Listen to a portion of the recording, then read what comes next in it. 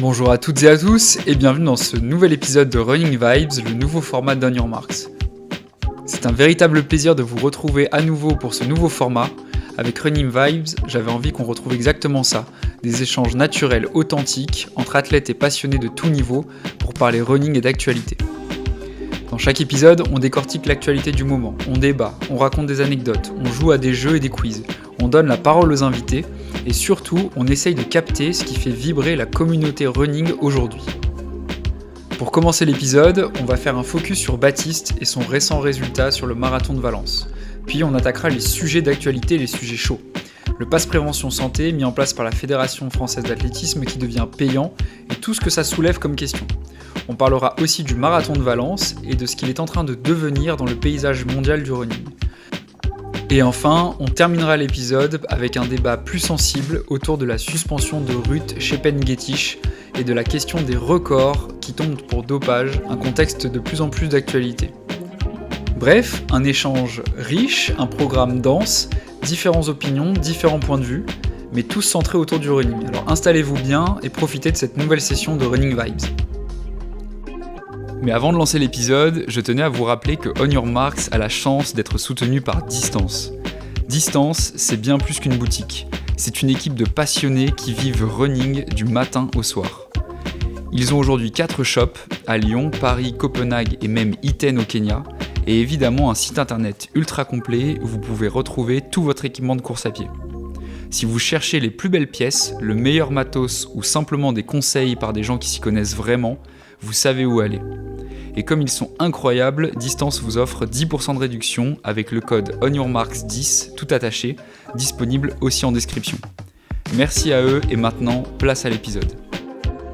Bon salut à tous les 4, merci beaucoup d'être en ma compagnie pour ce soir, pour ce nouvel épisode de Running Vibes, le nouveau format d'On Your Marks de l'année 2025. Là on est en train d'enregistrer 2025, fin 2025, je pense que l'épisode sera publié en 2026, donc bonne année à tous ceux et toutes celles qui nous écoutent dans cet épisode-là. Merci Flavien de nous accueillir chez toi pour cet épisode, merci à Elven aussi qui est pas là de partager, ton frère de partager l'appart. On était un peu en galère pour trouver un lieu. Merci aussi à Distance de soutenir On Your Marks et Running Vibes. Merci pour les pizzas, merci pour le matos avec lequel on peut enregistrer ce soir. Donc on se rejoint, on est ensemble ce soir pour le deuxième épisode de Running Vibes. Donc je rappelle le contexte, je rappelle un petit peu le but de ce format-là. Le but c'est de recréer les discussions qu'on a quand on est tous ensemble au retour d'une compétition style France de cross, un gros meeting, une compète entre potes. Quand on est au bar pour regarder de l'athlé, quand on a envie de parler d'athlétisme, le but c'est vraiment de se dire ok, on recrée des conversations qu'ont les athlètes entre eux de manière le plus naturelle possible, avec des sujets d'actualité, avec des débats, avec des questions, avec des présentations, pour mettre en avant différents sujets en lien avec la course à pied. Donc petite spécificité d'aujourd'hui, sur le premier épisode il y avait un quiz. Là, j'ai décidé d'innover un peu, de tester des nouvelles choses. Le jeu de ce soir est un peu différent, peut-être un peu plus dur. On va voir si jamais ça vous plaît, mais au moins ceux qui nous écoutent auront intérêt à rester jusqu'au bout de l'épisode. Le jeu, c'est le suivant. Vous avez tous reçu, avant le début de l'enregistrement, un mot mystère, un mot magique, un peu chelou, évidemment, que vous allez devoir essayer de placer dans l'épisode. Donc, il faudra aussi gérer le temps pour réussir à le placer. Le but, c'est donc que vous essayez de placer votre mot mystère et que nous, on essaye de savoir quel mot vous avez placé. Et donc à la fin, on fera un peu les reveals des mots. On essaiera de deviner quel mot a été dit par qui. Et donc le vainqueur sera la personne qui, a priori, n'aura pas été cramée par les autres. On avisera si jamais il y a plusieurs vainqueurs. Et le lot de ce soir, c'est une paire de chaussettes Distance à gagner. Donc gros lot à gagner pour ce soir. Donc voilà. Et puis pour les auditeurs, vous pouvez aussi jouer au jeu, donc essayez de deviner quel mot magique a été prononcé par les invités. Et il faudra attendre la fin de l'épisode pour avoir le reveal final. Je pense avoir tout dit. Je vous propose qu'on passe aux présentations. Du coup, est-ce que vous pouvez commencer par vous présenter rapidement et nous dire qui vous êtes ? Clément, je te laisse commencer. Ouais. Salut Mathis, merci de m'avoir sur le podcast ici aujourd'hui avec tout le monde. Donc moi je suis Clément Paillon, je cours encore sur 800 mètres et sur 1500 mètres. Ouais. Et en simultané, je travaille pour Elite Athlète. Donc c'est, Avec Martin Casse. Ouais, c'est l'agence de placement sur les étudiants qui souhaitent partir et étudier aux États-Unis et courir en même temps. Donc tous les jeunes qui font du 800 mètres jusqu'au 10 000, spécialité demi-fond, et ben c'est avec moi qu'on discute de tout ça. Donc en gros, il y a la moitié des auditeurs d'On Your Marks qui connaissent très bien ta tête déjà, quoi. Peut-être, j'ai pas tous les noms, mais c'est vrai qu'il y a beaucoup de jeunes avec qui on discute tous les jours et c'est vraiment super cool de pouvoir accompagner des jeunes là vers ce projet-là que j'ai moi-même vécu, donc c'est vraiment cool. Donc là, t'as bougé avant. On avait fait un épisode ensemble où tu étais à Aix-les-Bains. Tu parlais un peu aussi de ton expérience aux États-Unis. Tu nous racontais. Épisode qui a super bien marché d'ailleurs. C'est un des plus écoutés d'On Your Marks. Donc félicitations. C'est pas pour te jeter des fleurs, mais félicitations. Et du coup, là, t'as changé de ville alors ? Ouais, c'est ça. Je suis toujours licencié à l'Entente Savoie Athlée, donc Aix-les-Bains. Mais c'est vrai que j'ai donc bougé sur Toulouse puisque les bureaux de l'agence Elite Athlète du département athlétisme sont basés à Toulouse. Et donc du coup un peu changement de vie dans le sud-ouest avec les copains et le rugby, et c'est plutôt sympa. Ok, trop bien. Flavien, à toi ? Merci Mathis de nous accueillir ce soir chez moi. Moi c'est Flavien Coindard, je suis toujours sportif comme Clément, je suis plutôt sur 3000 steeple cross, un peu de 10 km. Je suis à côté de ça, je suis encore étudiant, je suis étudiant en mécanique, donc rien à voir. Mais pour moi il y a une certaine forme de rapprochement entre le corps humain, la mécanique du corps humain et la mécanique de tous les jours. Et voilà, rien de plus à ajouter. On avait aussi fait un épisode ensemble. Avec ton frère, avec Célestin, ton entraîneur, c'était hyper cool. C'était trop bien. T'as le vélo d'Alexis en plus derrière toi, qu'on va sans doute voir à la caméra. C'est ça. Après, je vais pas étaler pour pas faire défaut à Baptiste, mais effectivement, il y a quelques champions qui sont passés dans cet appartement. Trop cool. Et Eva, je te laisse te présenter aussi. Du coup, bonsoir à tous. Merci Mathis pour l'accueil. Du coup, moi, c'est Eva Merceron. Ça fait depuis presque 15 ans que je fais de l'athlétisme, donc grande passionnée, je pratique un peu de tout en vrai, du 800 jusqu'au marathon. Ouais, oui, t'as le droit de le dire, hein, c'est vrai. Hein. Et sinon, ces 3 dernières années, j'étais en alternance dans le milieu de la course à pied, donc de la fédération jusqu'en agence de management d'athlètes, donc voilà. Ok, trop bien. Et puis là, tu pars aux États-Unis en plus, c'est ça ? Ouais. Ok. Pas en tant qu'athlète. Pour apprendre l'anglais ? Ouais. Trop bien. Et puis alors pour finir, Baptiste, je te laisse te présenter. Alors pour donner un petit peu de contexte à ceux qui vont nous écouter, chaque épisode sera un peu différent des précédents. Chaque épisode, je vais essayer de rajouter une petite couche de chronique, de concept, de jeu, de je ne sais pas quoi. Donc le premier, il n'y avait rien parce que c'était le crash test. Voilà, donc le crash test s'est bien passé. On a eu des super bons retours avec nos invités du premier épisode.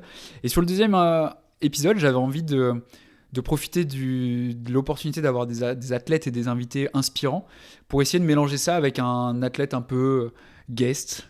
Voilà, ne rougis pas, c'est pas pour jeter des fleurs, mais profiter du fait d'avoir des athlètes qui sont dans l'actualité pour essayer de leur poser des questions, comprendre un petit peu qu'est-ce qu'ils font en compétition, leurs derniers résultats. Donc toi, tu es le premier à être le cobaye de cette petite chronique. Donc on va te laisser te présenter et puis après je vais te poser quelques questions un peu sur ta très belle performance au marathon de Valence. Ouais, voilà. Écoute, c'est un honneur d'être le special guest de cette émission. Je vais faire de mon mieux pour assumer maintenant, hein, parce que je sais pas qui va passer derrière, mais bon, on va essayer de Moi, de je bien sais. faire. Profite. Ok, d'accord, très bien.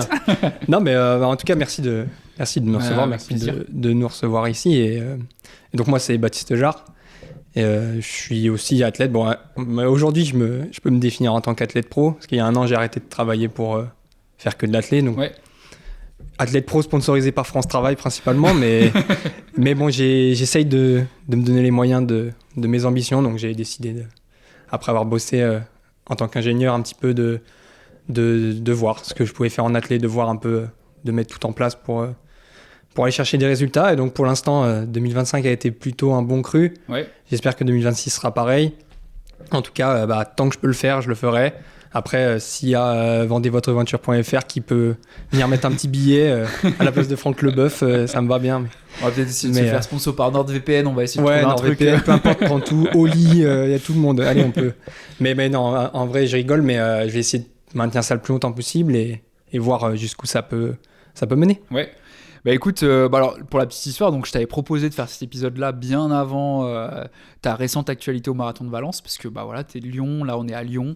Je voulais faire un épisode avec des gens qui sont un peu dans l'écosystème Rhône-Alpes. Alors vous deux, vous êtes plus du tout en Auvergne-Rhône-Alpes, mais vous l'avez été pendant des années, donc je trouvais ça pertinent. Mais il se trouve que tu as couru le Marathon de Valence, qui était vraiment ton objectif principal de l'année, si je dis pas de bêtises. Donc tu as réalisé le magnifique chrono de 2:13:03. Je sais que t'es un peu dégoûté. 0,1 selon World Athletics, mais encore pire. Encore pire, ouais. Donc je sais que t'es un petit peu dégoûté de ça, mais on va avoir justement l'occasion d'en parler. Ouais.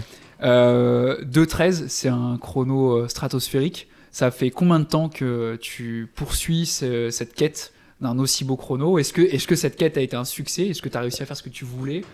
Ou est-ce que tu voulais faire encore un peu mieux ? Bah, en fait, pour resituer le contexte, j'avais déjà couru sur marathon. Donc là, c'était mon deuxième. J'avais déjà couru à Valence il y a 3 ans en découverte, quoi. Donc j'avais couru 2:18, c'était déjà très bien passé, mais on n'avait pas mis tout ce qu'il fallait pour faire mieux. Puis c'était pas l'intérêt à cette époque-là. Et donc là, vraiment, j'abordais ça comme étant une première vraie prépa marathon, avec vraiment la possibilité de faire du volume, la possibilité de faire des séances spécifiques, la possibilité de vraiment tout mettre en place au maximum, un stage en altitude. Je suis parti en octobre à Font-Romeu, et de voir à la fin ce que ça donne, quoi, et voir où ça peut mener. Après, niveau chronométrique, j'avais une petite idée, mais j'avais une palette tellement large d'allures que je pouvais aller chercher c'est pas qu'on savait pas trop comment s'engager avec le coach, mais jusqu'au dernier moment, on savait pas vraiment où j'allais finir, quoi. Ouais. Donc tu vois, on s'était juste mis en tête. De 1500 mètres, donc j'imagine. Moi, je suis coureur de tout, donc mais ça va être un peu. Là, ça va commencer à tendre un peu plus sur les longues distances. Le 1500, je vais peut-être plus beaucoup le voir. Malheureusement, peut-être jamais aller toucher les 3,39, mais c'est pas grave. Ça fait combien au kilo ton marathon ? Ça fait 3,09. 2h13, 3,09 au kill. Et puis pour ceux qui apprécient un petit peu les stats, je vous invite à aller voir mes splits à tous les 5 kills. Ouais. Et c'est une ligne droite. Ah ouais.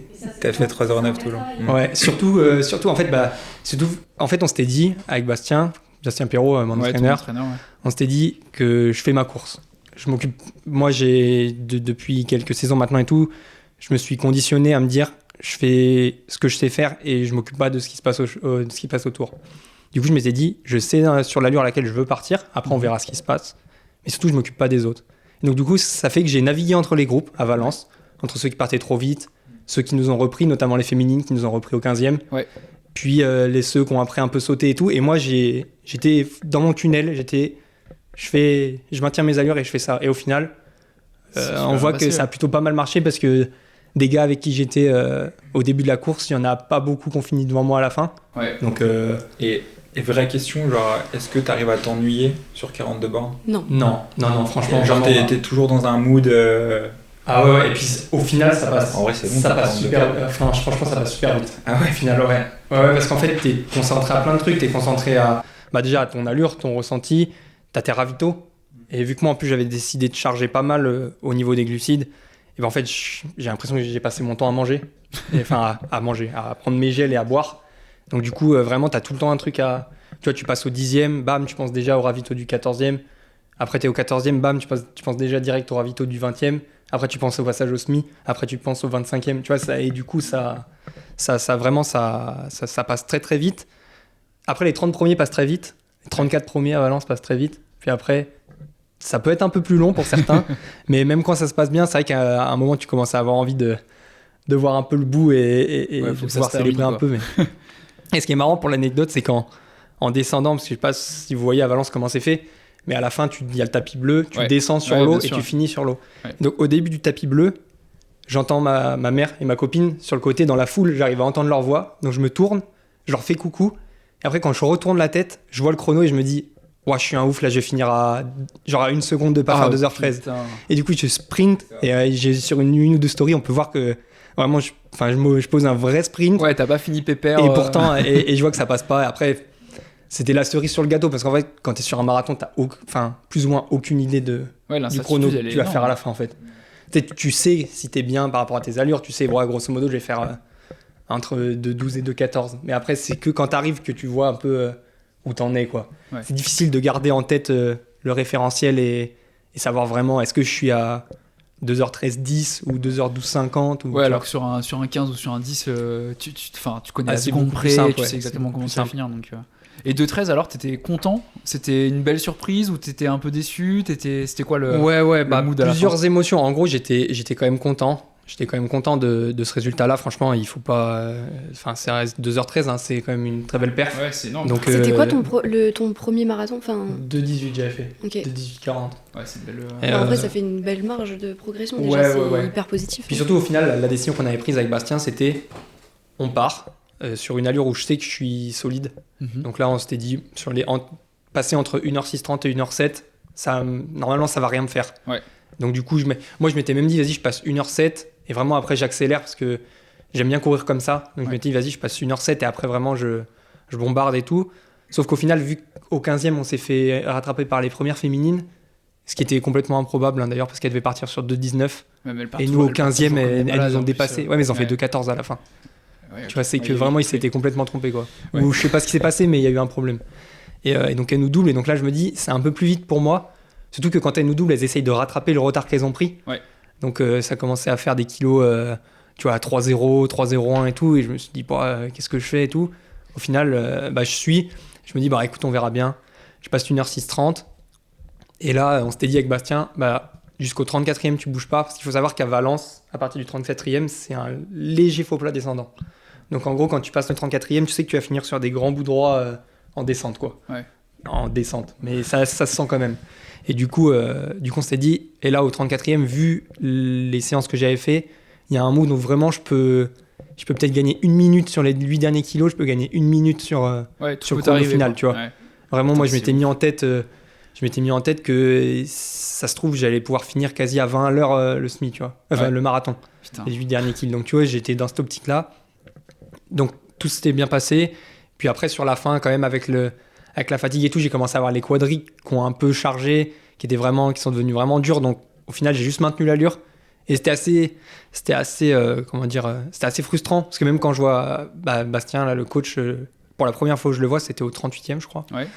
Et je lui dis, c'est limite, si je l'engueule, je lui dis, Bastien, je suis au seuil 1 et j'ai les quadris en feu. Et genre, c'est comme si c'était de sa faute et qu'il allait pouvoir faire quelque chose. Pas chargé assez les muscles. Mais pas du tout. Et puis au final, je finis comme ça et le chrono, très content, c'est sûr. Bon, à quelques secondes près, ça aurait été la cerise sur le gâteau, mais depuis le début, on s'était dit que je cours 2,12, 2,13 ou 2,14, ça changera absolument rien à ce qui se passe derrière moi. Tout ce que je voulais, c'était le finir bien. Et surtout, après, me dire, j'ai envie d'y retourner. Okay. Et tu vois, aujourd'hui, je sais que j'ai encore de la marge, et du coup, ça me donne envie d'y retourner. Alors que si j'avais fait l'inverse, tu passes une 5 et après, tu essayes de finir, t'en peux plus. Ouais, c'est une mauvaise expérience. C'est plus dur, c'est plus dur à digérer derrière. Donc, non, très très content. C'est énorme. En plus, tu nous disais, là, du coup, tu finis 51e de la course en 2,13. Ouais, 51e. Justement, ça va être. Ça va être notre premier sujet en commun avant qu'on referme un peu la parenthèse special guest. Mais en gros, 51e, c'est en 2,13, c'est un truc de zinzin, quoi. Enfin, c'est fou de finir si loin, entre guillemets, en étant. C'est Valence, hein, c'est ce que les gens viennent chercher à Valence. Hein. Ouais. Surtout les gars de ma tranche de niveau, un peu là. Tu sais, ceux qui font au-dessus de 2h10, entre 2h10 et 2h20. Ouais. Globalement, sur n'importe quel major, même sur des gros majors, tu cours tout seul. Hein. Ouais. Et là, à Valence, l'avantage, c'est que y a tellement de monde que ça roule tout seul. Il suffit que tu trouves 2-3 gars avec qui tu t'entends et ça avance vraiment. Et toi, avec ton niveau, tu as accès au ravito élite, tout ça? Non. Moi, j'avais juste le dossard. Okay. J'avais dossard élite. De toute façon, des tables avec la gourde. Les tables, il doit y avoir peut-être 20 athlètes qui les ont. Okay. Même pas. Je sais que même moi, dans le groupe, tu vois, genre Bastien Augusto qui s'entraîne avec moi, il a fini par les avoir, mais c'était pas fait, tu vois. Ok. Donc, il y a une vraie diff pour toi ou pas, ça? Ah oui.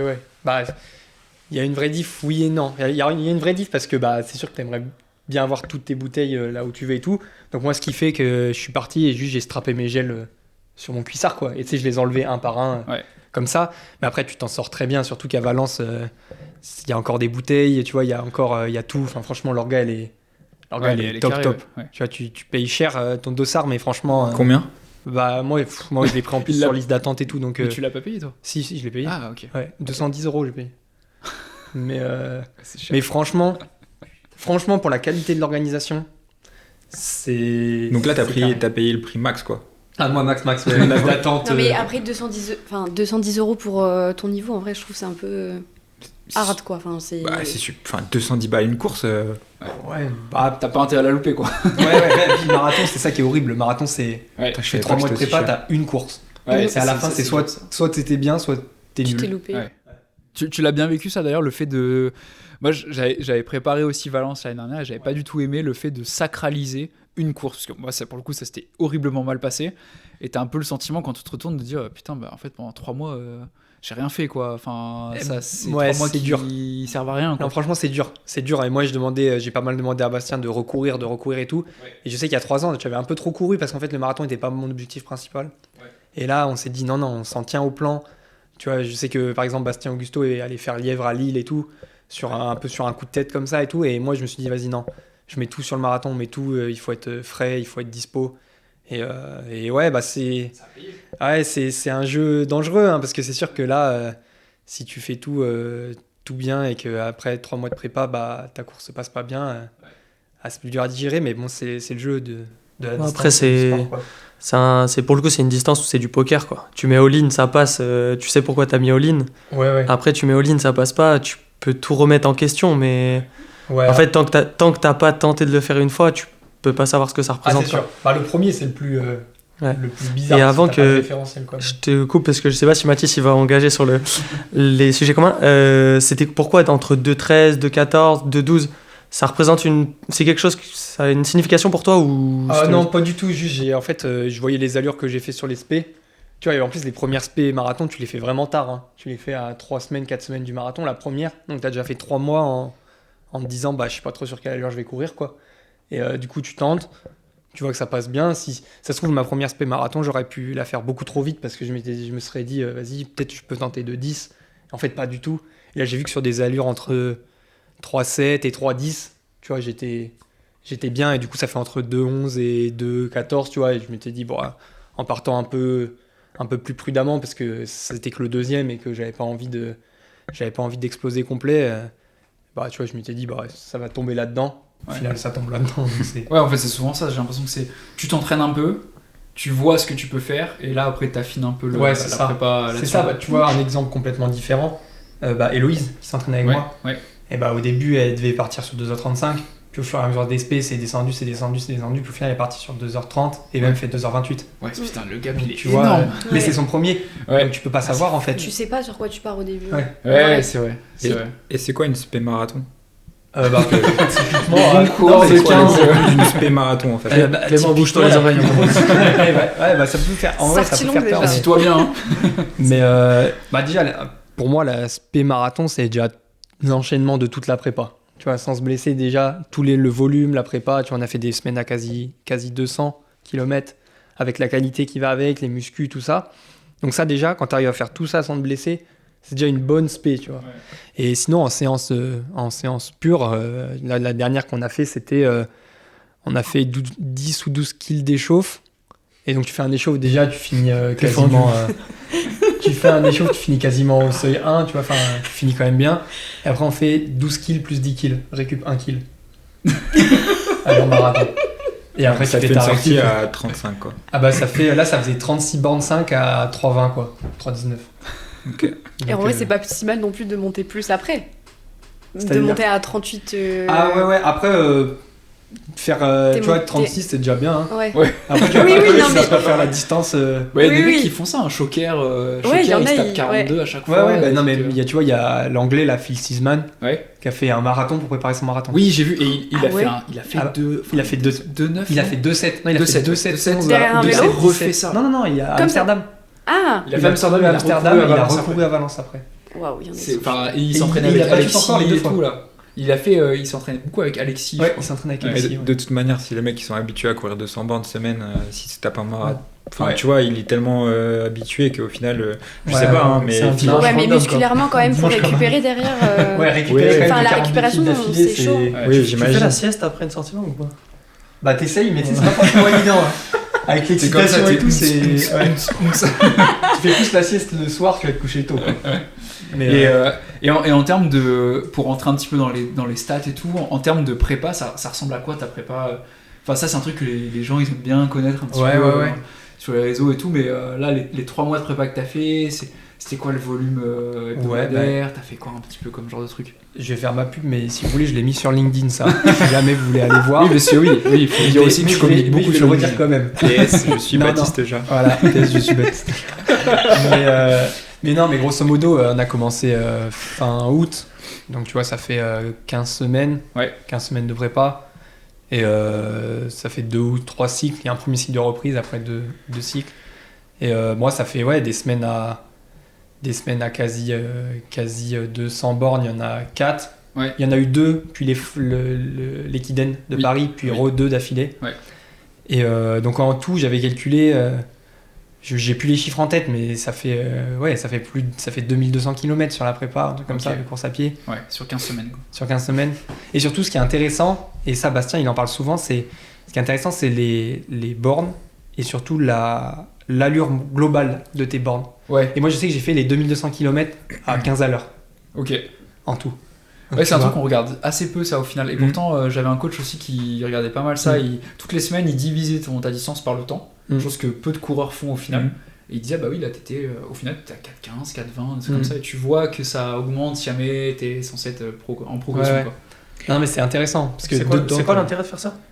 Bah, en fait, c'est juste de voir de voir en gros Ton seuil. À quelle allure tu t'entraînes. En fait, dans une semaine, t'as des footings lents, t'as des séances plus rapides et tout. Mais globalement, sur tes sorties qui sont supposées importantes, d'avoir une moyenne globale assez basse, en gros, ça entraîne ton corps à la répétition. Tu vois, comme tu disais, les aspects mécaniques et tout, ça t'entraîne. Et tu vois, par exemple, moi, je me dis, j'ai peut-être pas fait assez de sorties longues proches de l'allure, parce qu'au 34e, j'ai commencé à avoir les quadris qui ont commencé à couiner. Et du coup, pour le coup, je suis d'accord, mais c'est quand même un indice d'entraînement qui est propre à un type d'entraînement. Ah oui. C'est-à-dire que quelqu'un qui a quand même un entraînement basé avec beaucoup de footing lent, c'est une stat qui est un peu biaisée. Oui, c'est-à-dire que c'est un type d'entraînement où tu fais quand même beaucoup d'intensité. Ah bah c'est sûr. Ouais, okay. En gros, sur la prépa marathon, les allures globales, souvent, elles sont assez rapides sur les séances, sur même certains footings et tout. Ça n'empêche qu'il y a des footings lents, hein. On a fait des footings de récup des fois à 12 à l'heure, t'es tranquille et tout. Ouais. C'est vrai que du coup les séances et les footings un peu médium et tout tirent tellement vers le haut, vers le bas, vers l'allure plus rapide, la moyenne que... Et sur ton cycle de prépa, est-ce que tu as été embêté par, une douleur, une blessure qui vient t'embêter pendant quelques jours et justement réduire ce volume? Non, pas du tout. Du coup, c'est une des grosses victoires. Ouais, c'est du bois à la table. Ouais, j'ai hésité. Non, il m'est rien arrivé. Il y a juste, pour l'anecdote, il m'est arrivé un truc. C'est que le samedi matin de la veille de course, je me suis levé et le dos complètement bloqué. J'ai pas pu faire ma veille de course. Ah, t'as pas fait de veille de course? Non, je suis sorti, j'ai couru un petit peu. Ouais. Je pouvais pas courir. Je suis rentré. Il y avait ma copine qui était là, on devait prendre l'avion juste après. Je lui ai dit, je sais pas quoi faire, je peux pas courir. Wow, et du coup, là, t'es à la veille de la course, sachant que mes parents venaient. Wow. Tu vois, le coach se déplace et tout.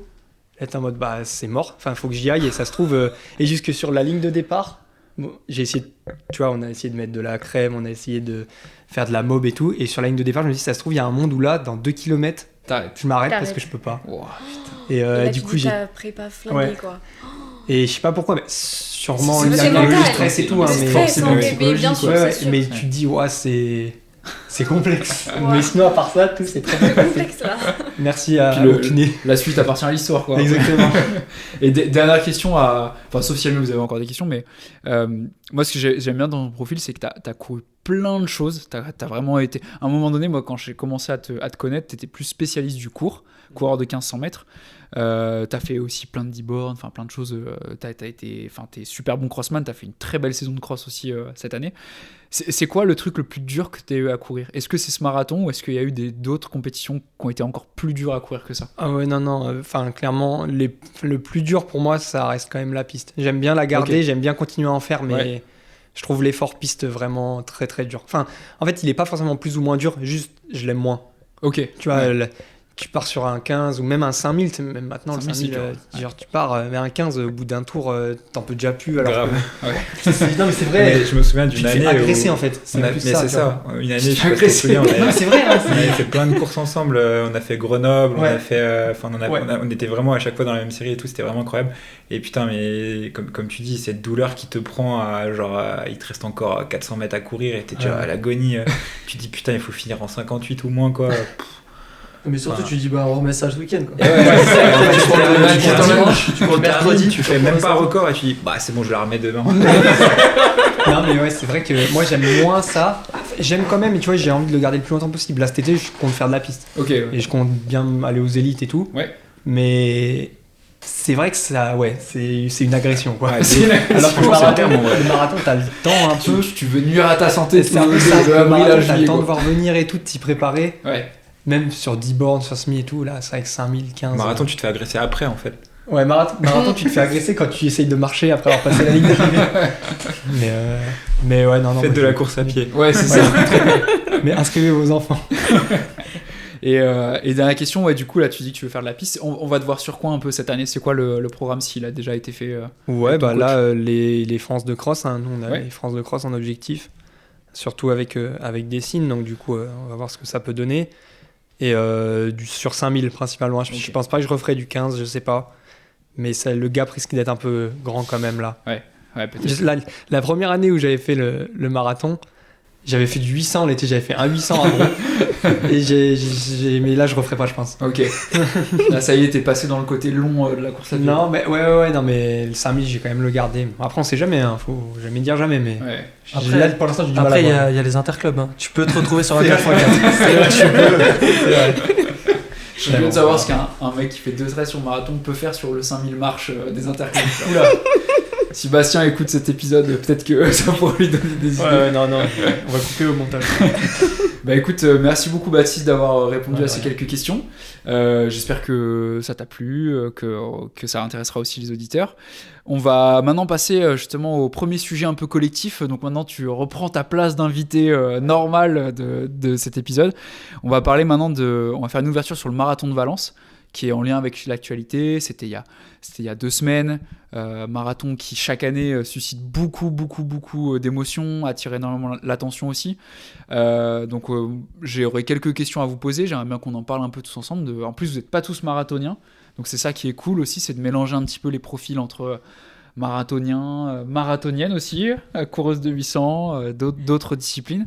Je vous rappelle que vous avez vos mots à placer. Je sais pas si l'un d'entre vous l'a dit pour l'instant. Je suis attentif, mais je sais pas. Mais je vous rappelle que vous avez à les placer. Vérifie ton mot. Je révise. Donc marathon de Valence, 7 décembre 2025. Cette année, c'était la 45e édition déjà. Énorme. Ça commence à faire pas mal d'éditions. C'est l'un des marathons les plus rapides et plus populaires du monde. Alors il y a toujours l'éternel débat entre quel est le meilleur marathon. Est-ce que c'est New York ? Est-ce que c'est Chicago ? Est-ce que c'est Valence ? Est-ce que c'est Berlin ? Enfin, il y a plein de... Selon les critères qu'on prend, c'est assez différent. Cette année, alors je donne quelques stats. Sur le premier épisode, on m'a dit que ça manquait un petit peu de données, ça manquait d'une base de débat assez solide. Donc j'ai écouté les retours et donc je me permets de donner un petit peu plus de contexte. Donc cette année, il y a eu 36 000 inscrits, avec 67% de coureurs étrangers venus de 150 pays. Et c'est le record de participation internationale pour la course. C'est-à-dire qu'il n'y a jamais eu autant de nationalités représentées sur ce marathon. Pour rappel, les caractéristiques de Valence, c'est que c'est très plat, très roulant. Il y a une densité aussi, tu l'as dit Baptiste, qui est exceptionnelle. C'est pas forcément là où il y a le record du monde. C'est pas là où il y a les chronos les plus exceptionnels de l'année. Mais en termes de densité... 2-13, finir 51, je pense qu'il y a plein de marathons, même des majors, où c'est pas le cas. Donc c'est ça qui est très intéressant. Et donc cette année, il y a eu plus de 30 777 finishers, soit là aussi un record du nombre de personnes qui ont terminé la course. Donc cette année, c'est le Kenyan John Korir qui s'est imposé en 2h02.24, donc record personnel, grande victoire, il a gagné haut la main. Il y a aussi Arman Alpetros en 2.4.03, un Allemand, ça il faut le souligner aussi parce que c'est quand même record national.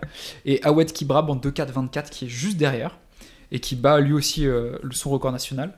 Et il y a quelques places de prestige aussi chez les hommes. Il y a eu Alex Yi, le champion olympique de triathlon qui a fait sa 2e sortie sur marathon. Il avait fait Londres qui s'était pas hyper bien passé pour lui, voilà, 2.11, bon, quand même, ça va, mais il était un peu déçu.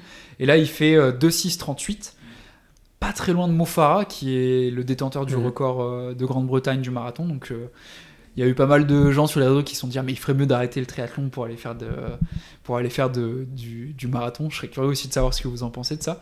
Et il y a aussi eu Félix Bourg chez les hommes, premier français, 8e en 2.6.41, record personnel et meilleure perf française sur ce marathon-là.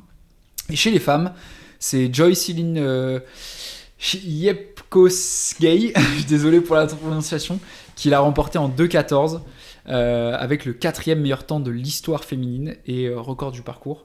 On va avoir le temps de parler dans cet épisode-là de record du monde féminin sur marathon qui fait l'objet de beaucoup de débats en ce moment. Ça va être un des sujets sur lesquels je vais vous lancer pendant l'épisode. Et après, en autre performance remarquable, il y a eu Chloé Herbier en Belgique qui a fait 2.20.38, record national.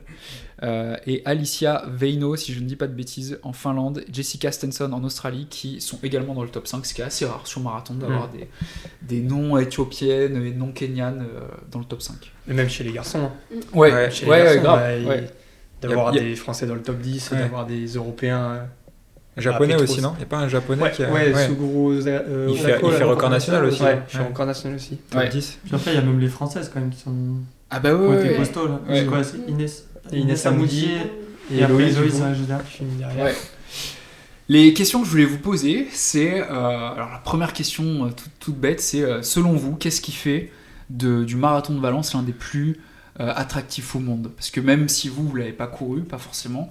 J'imagine que vous avez forcément regardé, tu vois, t'as pu citer une course. Qu'est-ce qui fait, selon vous, que le monde entier a les yeux rivés sur Valence, à même ampleur que peut-être New York, que Paris, que d'autres marathons qui sont tout aussi iconiques.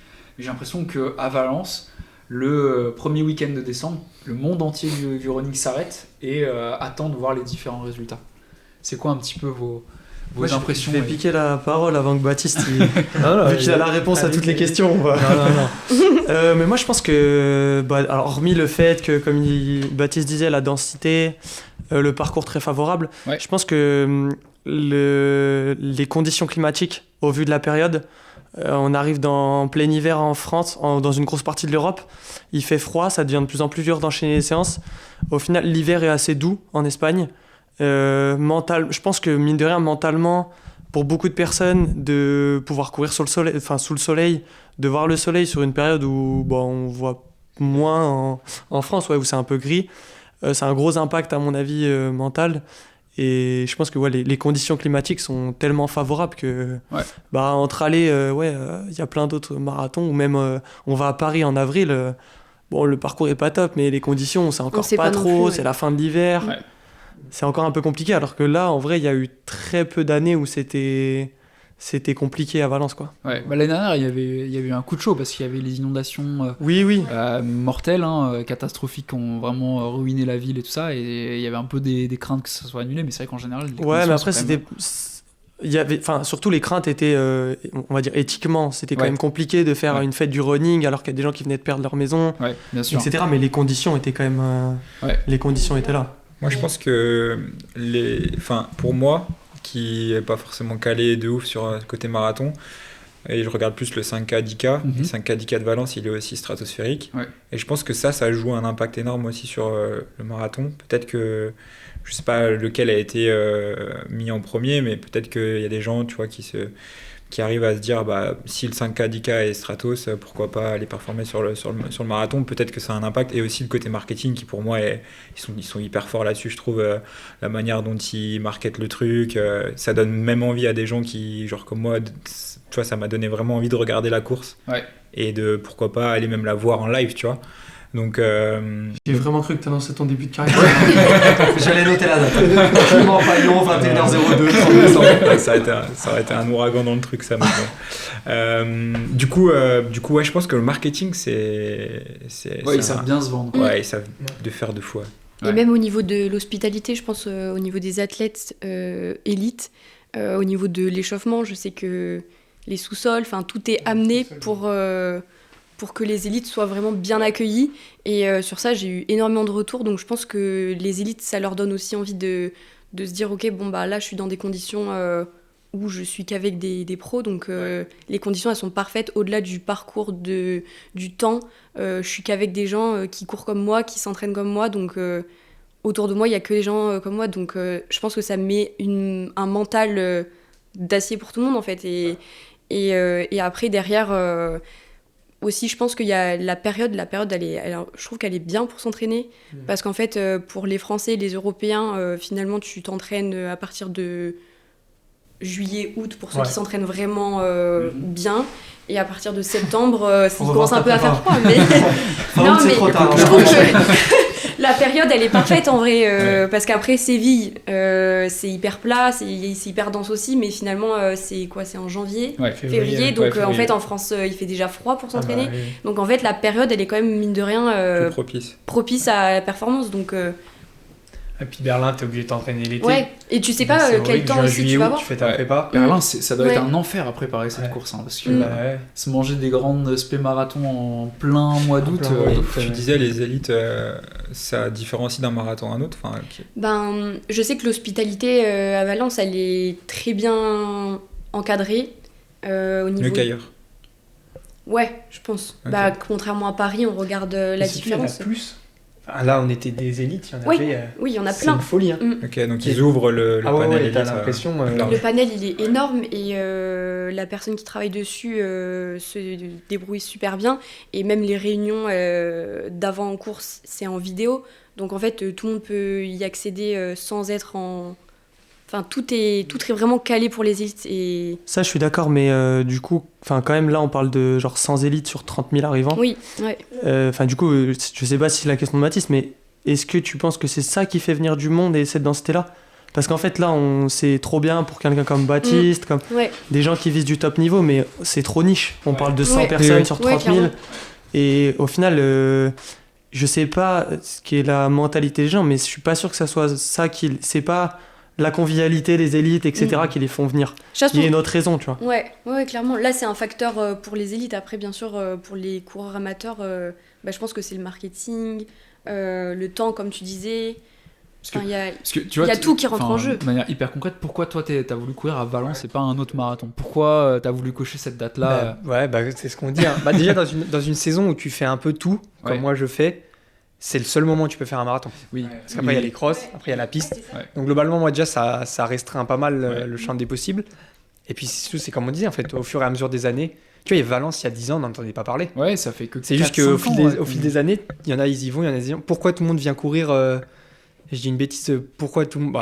J'allais dire pourquoi tout le monde va courir à Boston, mais parce que. Il y a la piste qui joue, mais pourquoi tout le monde allait courir hors de game ? Parce qu'au bout d'un moment, il y a 2-3 élites qu'on dit. Mais c'est ça. C'est là qu'il faut courir parce que c'est là que ça va vite. Moi, tu me parles de Valence, je pense direct Almgren, tu vois. Ok.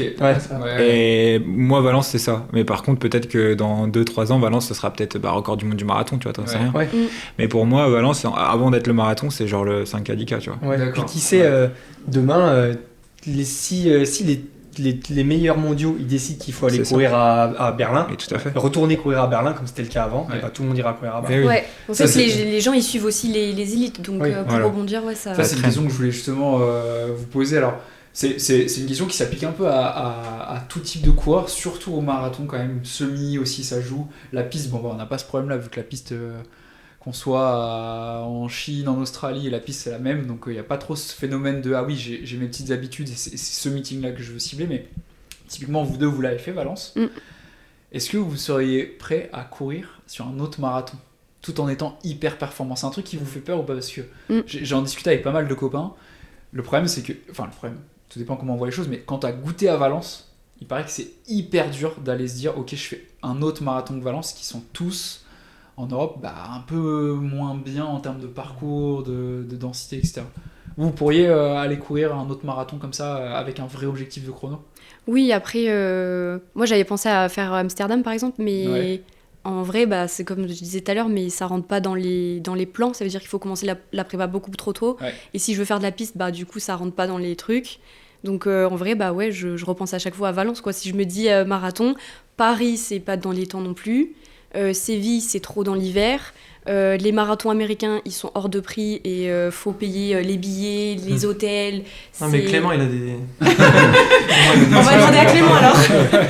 Donc en fait Valence il répond à tous les critères en fait. Donc c'est pour ça que tout le monde se rive dessus. Toi tu pourrais aller reprendre un dossard à Paris, un marathon qui est quand même beaucoup plus difficile que Valence? Ouais. Alors avec Paris c'est un cas particulier parce que à Paris globalement j'irai pas pour faire un chrono. Oui. Pour ou alors c'est vraiment je suis très très fort et que avec l'engouement, le fait d'être français, tout ça, peut-être tu peux jouer une place de premier français si les cadors sont pas là ou quoi. Là il y a peut-être un truc à aller chercher. Mais par exemple s'il faut aller à Berlin, s'il faut aller à Séville ou quoi, ça me poserait pas de problème. Juste aborder la chose différemment. Tu te dis il y a peut-être un monde où je vais courir tout seul. Et du coup il faut voir les choses autrement, faut essayer dans ce cas-là prendre plus de risques, partir s'il y a un groupe qui part avec devant, partir avec eux ou alors rester avec des gars derrière. C'est différent. Une question que tu te poses pas à Valence. Mais là tu te la poseras. C'est juste ça. Mais après moi j'ai toujours un peu, je dirais pas critiqué, mais j'ai toujours un peu eu du mal par exemple avec les gars qui courent que à Valence. Tu vois, à un moment il y en avait. Typiquement c'est bête mais Nicolas Navarro au début, il courait que à Valence, que à Valence. Et en fait c'est bizarre, parce qu'en fait, t'es fort, mais que à Valence. C'est-à-dire, si tu cours ailleurs, t'es pas fort. Et bon, en l'occurrence, il a prouvé depuis bien longtemps maintenant qu'il était très très fort. C'est bon. Il a sa place. Moi, j'aurais pas envie de m'enfermer là-dedans, par exemple. Si demain, je vais recourir un marathon, j'espère pouvoir en recourir un en 2026, et je me dirais, on va aller voir autre chose. On va essayer de faire autre chose. Surtout qu'en plus, Nicolas Navarro, très clairement, son ambition, c'est d'avoir le maillot de l'équipe de France. Et les championnats, ils sont pas à Valence, forcément. T'es obligé d'aller courir à Tokyo, t'es obligé d'aller courir à Paris, et sur un parcours inédit. Donc, mais c'est un exemple comme un autre. Mais c'est vrai qu'il y a des gars, mais ça, dans le bilan, on peut le regarder.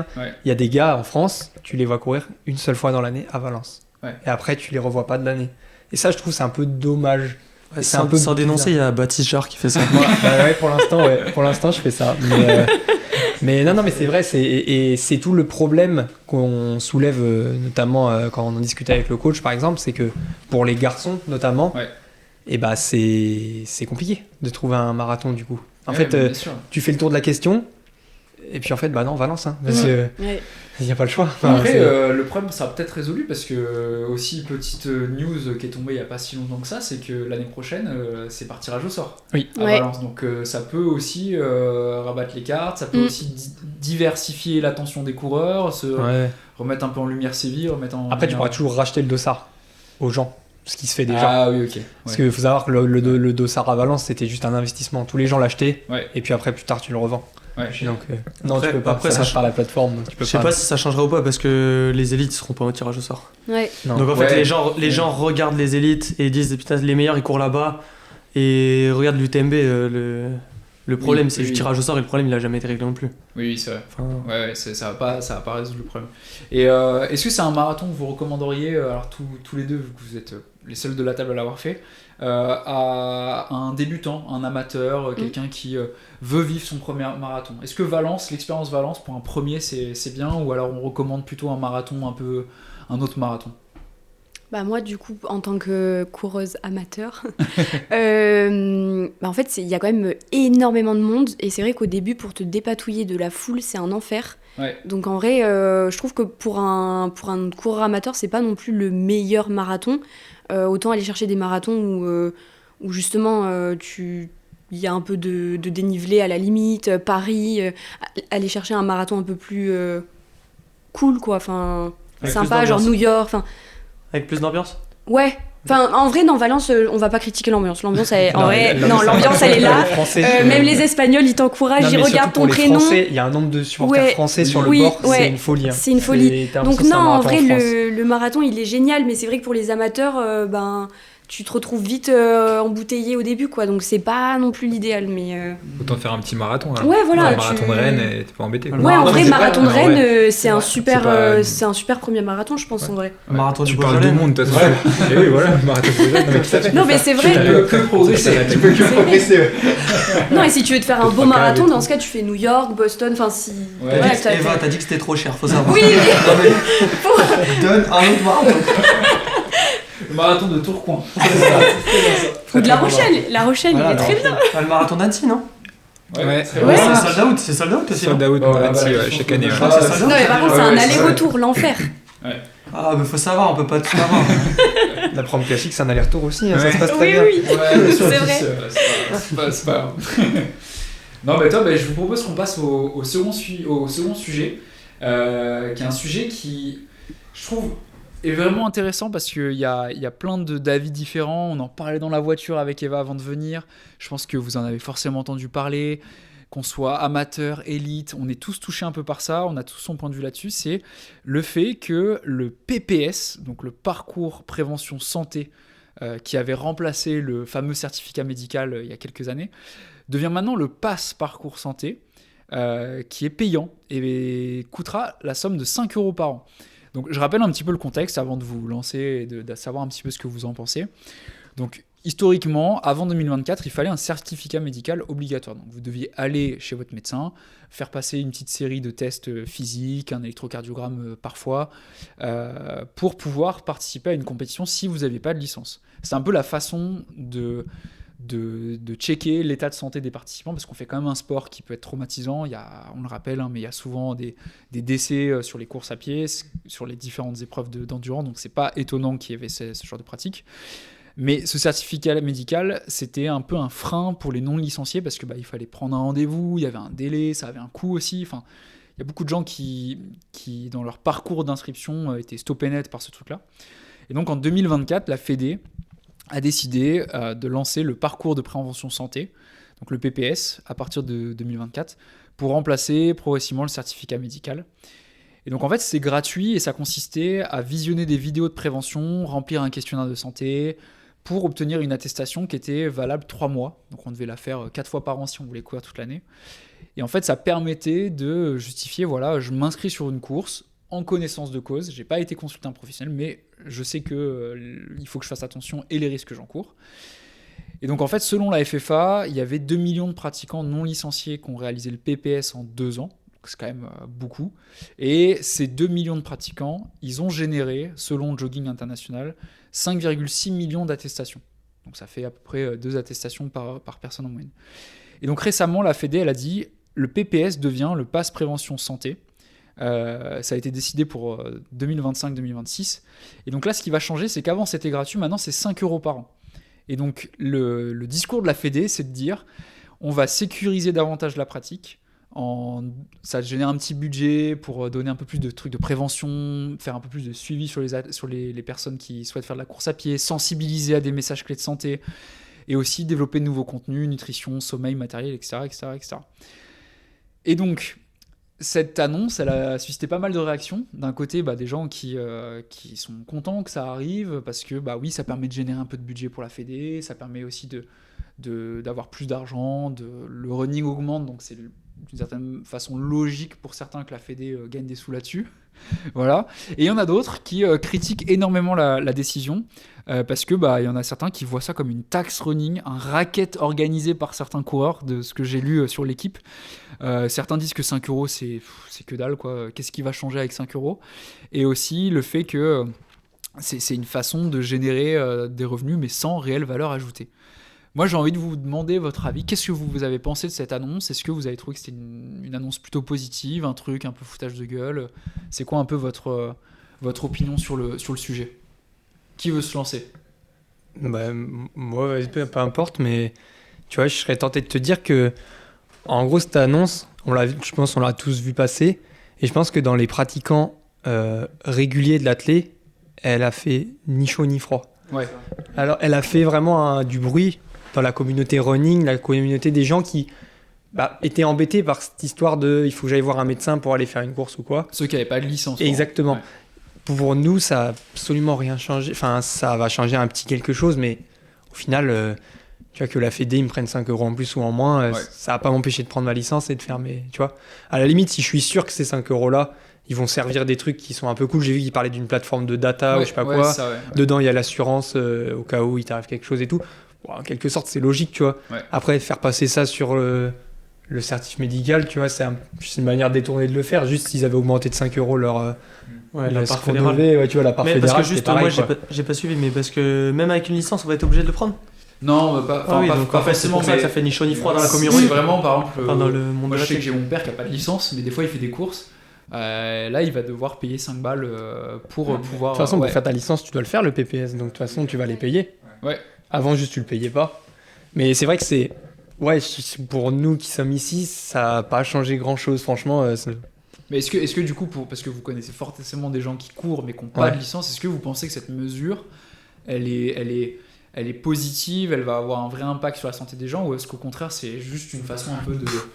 Moi, je pense pas que ce soit positif ou négatif. Je pense que, comme tu l'as dit, c'est une manière d'aller chercher un peu d'argent. Voilà. Après, non, mais c'est vrai. franchement, moi, j'ai pas trop d'avis là-dessus. Je pense pas que ça soit vraiment...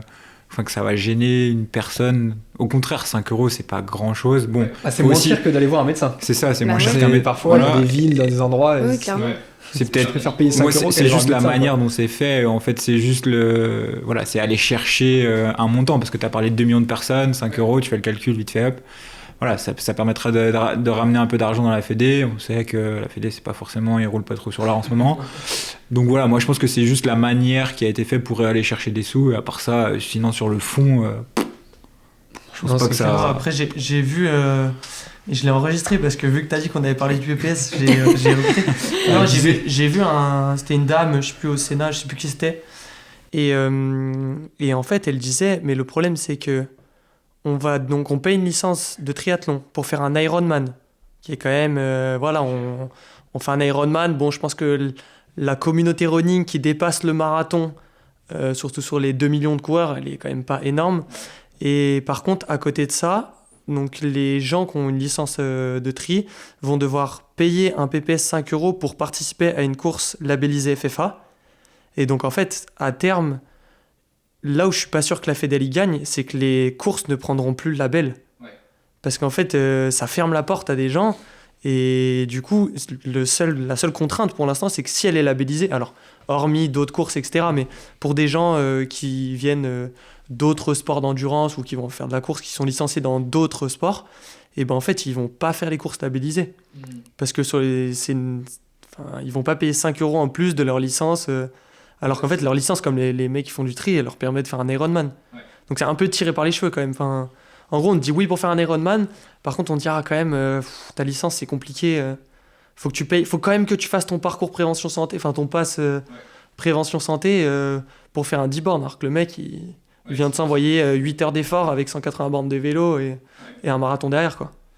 Ouais, bien sûr. T'en penses quoi, toi, Eva ? Moi, je trouve que c'est une forme aussi de voir que la Fédé fait des choses, essaye de mettre des choses en place pour que ça bouge, donc je trouve que c'est plutôt positif.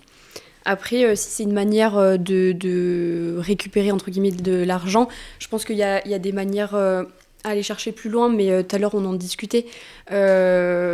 Mais quand on voit qu'aujourd'hui, les courses, elles sont très vite sold out, avec aussi des courses qui vont chercher le tirage au sort, c'est de plus en plus à la mode.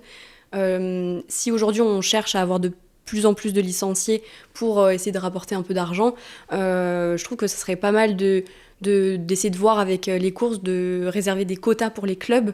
Et en fait, ça inciterait les athlètes amateurs à s'inscrire dans des clubs pour se dire « Ok, bon, je m'inscris dans un club. Derrière, j'ai la possibilité d'avoir ma place pour toutes les courses grâce au quota qui est réservé pour les clubs. » Et donc ça, en vrai, je me dis que ça serait une bonne idée de la part de la Fédé d'aller chercher des idées comme ça, un peu innovantes et de faire des partenariats avec des courses et de se dire ok bon bah on fait un partenariat pour tel club parisien pour la course du 10K, on vous donne je sais pas 50 places pour tel et tel club, et ça permet au club de récupérer des licenciés et derrière de fidéliser des athlètes licenciés à la Fédé tous les ans quoi, et derrière la Fédé ça serait hyper gagnante quoi. Toi t'es plus sur une approche du coup plutôt que, je caricature mais plutôt que de taxer de 5 € n'importe qui veut faire de la course, c'est une solution de pansement, autant inciter les gens à prendre des licences, une vraie licence. Ouais, en fait, les licences, ça serait tellement mieux pour tout le monde. En plus, les gens, ils se rendent pas compte, mais en se licenciant dans des clubs, t'as accès à des plans d'entraînement gratuits, au lieu d'aller chercher des coachs qui facturent je sais pas combien ton plan d'entraînement, alors qu'en fait, dans des clubs, t'as des entraîneurs qui sont là gratuitement, qui te font des plans d'entraînement limite mieux que des coachs voilà. Tu vas te faire des ennemis toi.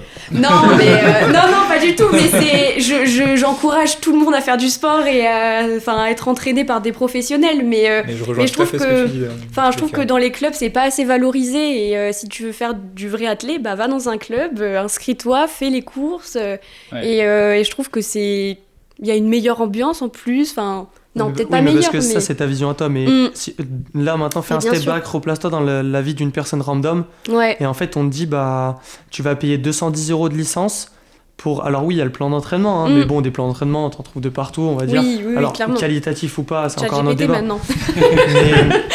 et à côté de ça on va dire non, tu payes 5 € et tu fais toutes les courses. Donc c'est là où je suis d'accord que ton idée elle est très bien, dans le sens où faut que à travers des remises, à travers des dossards sécurisés, des choses comme ça pourrait refaire venir dans les clubs. Mais si t'es une personne random, sauf si t'as un peu cette conscience du monde associatif, où tu te dis, voilà, c'est 210 €, c'est peut-être pour aller payer le bus pour monter à Carhaix à des jeunes du coin, mais sinon, en vrai, t'as aucun intérêt. Oui, un entre 5 € et 210 €, la question, elle est vite répondue. Avec la différence, tu te payes peut-être 2-3 dossards sur des courses du coin, quoi. Ouais. Ou alors faut mettre des grosses réductions pour les clubs sur les dossards. Si sur les courses partenaires, les trucs labellisés, je sais pas, t'as moins 20, t'as moins 30. En vrai, tu fais moins 20% sur une course à un dossard à 30 balles. Voilà, ça enlève 5 €, 6 €. C'est pas non plus 20% de 210 € sur Valence. Non, mais c'est que la course, elle se fait 150 € quand même, tu vois. Mais 210 €, c'est une licence compétition. Si tu prends la licence loisir dans un club, t'as pas la possibilité de... Ça dépend des clubs. En vrai, il n'y a pas tant. En tout cas, déjà, tu as une part fédérale qui est à entre 90 ou 100, non? Je crois que la part fédérale. Ouais, c'est assez gros. Non, elle a augmenté, je crois. 80, c'était à l'époque. L'ancien. Non, mais tu vois, ça a augmenté. Après, bien sûr, le club, ils ont besoin de vivre, de payer les déplacements. Ils prennent une marge. Pas tant. Mais je suis d'accord, et l'idée des vaches, je l'avais pas en tête, elle est très bonne. C'est qu'il faut que la Fédé, en fait... Mais il faut qu'ils réfléchissent à un truc comme ça. L'avantage des clubs. Là, le PP, parce que là, on nous dit la plateforme et tout. Les PPS, tu sais où est-ce qu'il va partir exactement ? Les 5 €, tu sais. Alors que si on commence à s'intéresser au club, en local, la formation, c'est ça, en fait, qui est important. Parce que là, c'est super, mais... Tu vois, en fait, on a été en Suisse et on en parle avec Gatien, Sacha et tout. Eux, là-bas, mine de rien, ils ont cette mentalité de vraiment valoriser les locaux. C'est-à-dire que tu as les résultats au scratch, tu as les résultats suisses, et tu as les résultats le premier du canton de Vaud, le premier du canton de... Et tu vois, non mais c'est pour dire qu'ils sont déjà un peu dans ce truc de... Et alors on est drivé par une grosse antenne, mais on veut quand même valoriser en local. En vrai, tu regardes toutes les grosses courses où il y a de l'argent, que des étrangers en France. Ouais, c'est vrai. Non, mais clairement. En fait, et du coup, comment tu fais vivre le sport français ? Puisque les gens ne vont pas dans des clubs et c'est là où c'est... Et du coup, en vrai, j'avais pas l'idée, mais elle est vraiment bonne. Ils devraient vraiment sécuriser de ça, faire des remises sur tout ce qui est des courses labellisées, etc. Et des vraies remises, quoi. La Fédé qui devient un label d'une course, t'es obligé de payer ça te coûte 5 € de plus que le dossard. En vrai, tu vas au trail de la saucisse. Et en plus, on sait quand même qu'ils mettent des conditions. Enfin, pour obtenir le label, ils font plein de trucs où il y a tout de suite le côté un peu parfois moins convivial. Et les gens, en vrai, ils recherchent ça maintenant. Les courses, ça, c'est horrible. Avant, tu y allais le jour même, tu t'inscrivais 2 heures avant, tu étais super content. Maintenant, et franchement, tu parlais du calendrier de Baptiste et tout. Nous, on fait de la piste, c'est différent.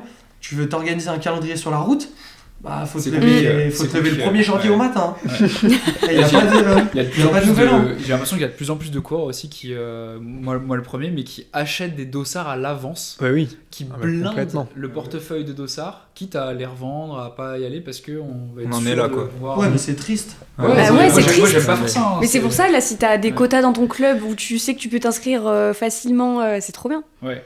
Puis il y a aussi, j'ai l'impression, enfin vous me direz ce que vous en pensez, mais j'ai l'impression aussi qu'il y a un autre phénomène, c'est que le running devient de plus en plus populaire, ça on le voit à tous les niveaux, et que du coup la courbe du running elle monte comme ça, sauf que la courbe du nombre de licenciés elle monte comme ça, et du coup j'ai l'impression que la Fédé pourrait faire un effort pour essayer de capter de plus en plus, de suivre en fait cette... après ça s'en est un. Oui, ça s'en est un, je pense que c'est un fact, enfin c'est déjà quelque chose. J'aurais été curieux d'avoir quelqu'un qui sait vraiment quels sont les tenants et les aboutissants de ce PPS. On va en ligoter. Parce qu'en fait, le principe je le trouve très bien. Enfin, le principe, je le trouve pas mauvais. Mais c'est juste que, en fait, pourquoi c'est le PPS qui devient payant ? Tu vois, genre, au début, on devait avoir notre certif médical, comme tu disais. Puis après, c'est devenu, en fait, il fallait juste regarder des vidéos.